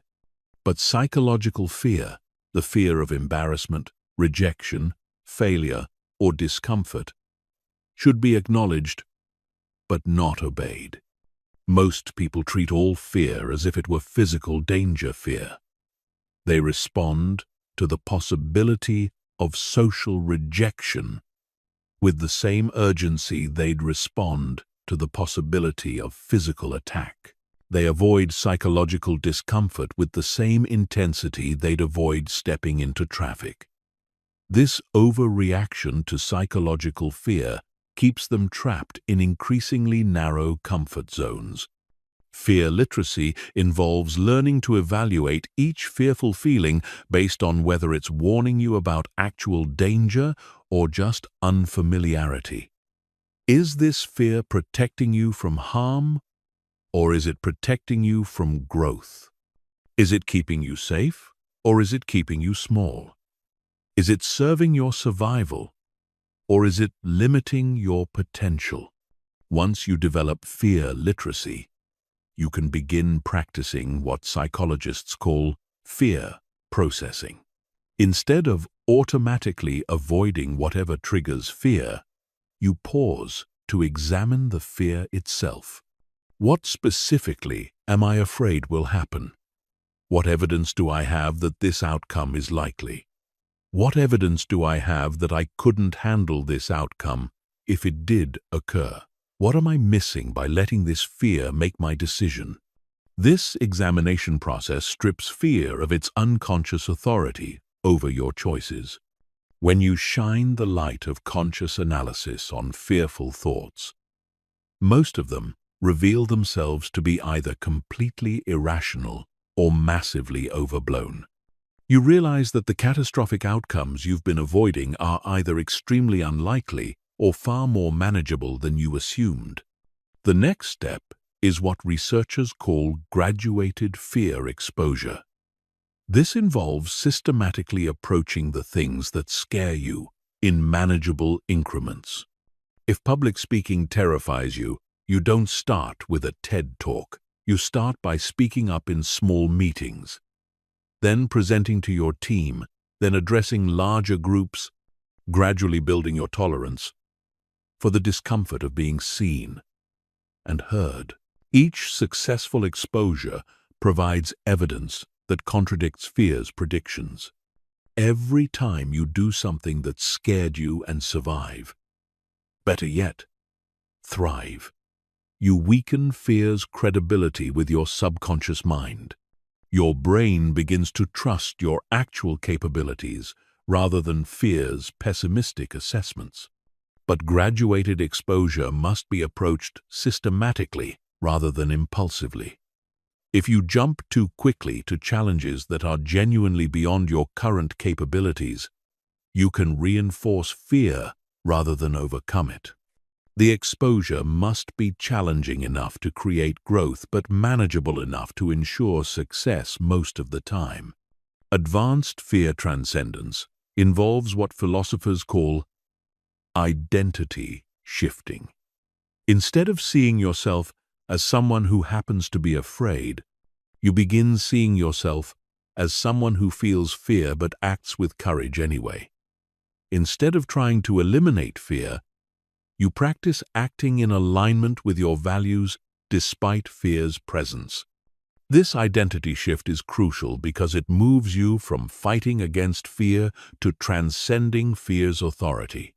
You stop trying to become fearless, an impossible goal that leads to frustration and self-judgment, and start becoming someone who feels fear but doesn't let fear make decisions for you. The ultimate goal is not the elimination of fear, but the achievement of what researchers call fear independence. You feel fear when it arises, acknowledge its message, evaluate its accuracy, and then choose your response based on your values and goals rather than fear's recommendations. Fear becomes advisory rather than authoritative. This fear independence creates a psychological freedom that most people never experience. You can pursue any goal, approach any person, take on any challenge, speak any truth, or make any change that aligns with your values, without needing permission from your fear. You become someone who is guided by vision rather than limited by anxiety. The intimidation factor of fear independence cannot be overstated. Most people are so controlled by various fears that they can't imagine operating without fear's permission. When they encounter someone who has achieved genuine freedom from fear's authority, it forces them to confront the extent to which their own lives are constrained by anxieties and avoidance patterns. They see someone taking risks they wouldn't dare take, pursuing goals they wouldn't dare pursue, having conversations they wouldn't dare have, and living with an authenticity they wouldn't dare attempt. This doesn't necessarily inspire them. It often terrifies them because it highlights how much of their potential they've abandoned to maintain the illusion of safety. Fear independence also makes you immune to fear-based manipulation. You can't be controlled through threats because you're not afraid of the consequences they're threatening. You can't be manipulated through anxiety because you don't need certainty to take action. You can't be intimidated because you've already faced your deepest fears and discovered you could handle them. The final stage of mental freedom is the realization that fear was never protecting you from actual dangers. It was protecting you from discovering your actual capabilities. Every time you avoided something because it scared you, you missed an opportunity to find out what you were truly capable of achieving. Every fear you let make decisions for you was a limitation you imposed on your own potential. This realization is both liberating and sobering. Liberating because it means you have access to far more possibilities than you ever imagined. Sobering because it means you've been limiting yourself far more than circumstances have been limiting you. The prison you thought you were trapped in was mostly of your own construction. Living beyond fear doesn't mean living without challenges, setbacks, or difficulties. It means living without the additional suffering that comes from being afraid of challenges, setbacks, or difficulties. You still face real problems, but you don't compound those problems with the anxiety of trying to avoid them or the despair of believing you can't handle them. This is the ultimate mental freedom, the ability to engage fully with life without being paralyzed by the possibility that life might not go according to your plans. You pursue your goals intensely without needing guarantee of success. You love deeply without requiring certainty of reciprocation. You speak honestly without demanding agreement. You act courageously without expecting safety. When you achieve this level of mental freedom, you become someone who operates from possibility rather than limitation, from love rather than fear, from expansion rather than contraction. You live as an example of what human beings are capable of when they refuse to let fear make their decisions for them. This is not just intimidating to others, it's inspiring to those who are ready to begin their own journey beyond fear.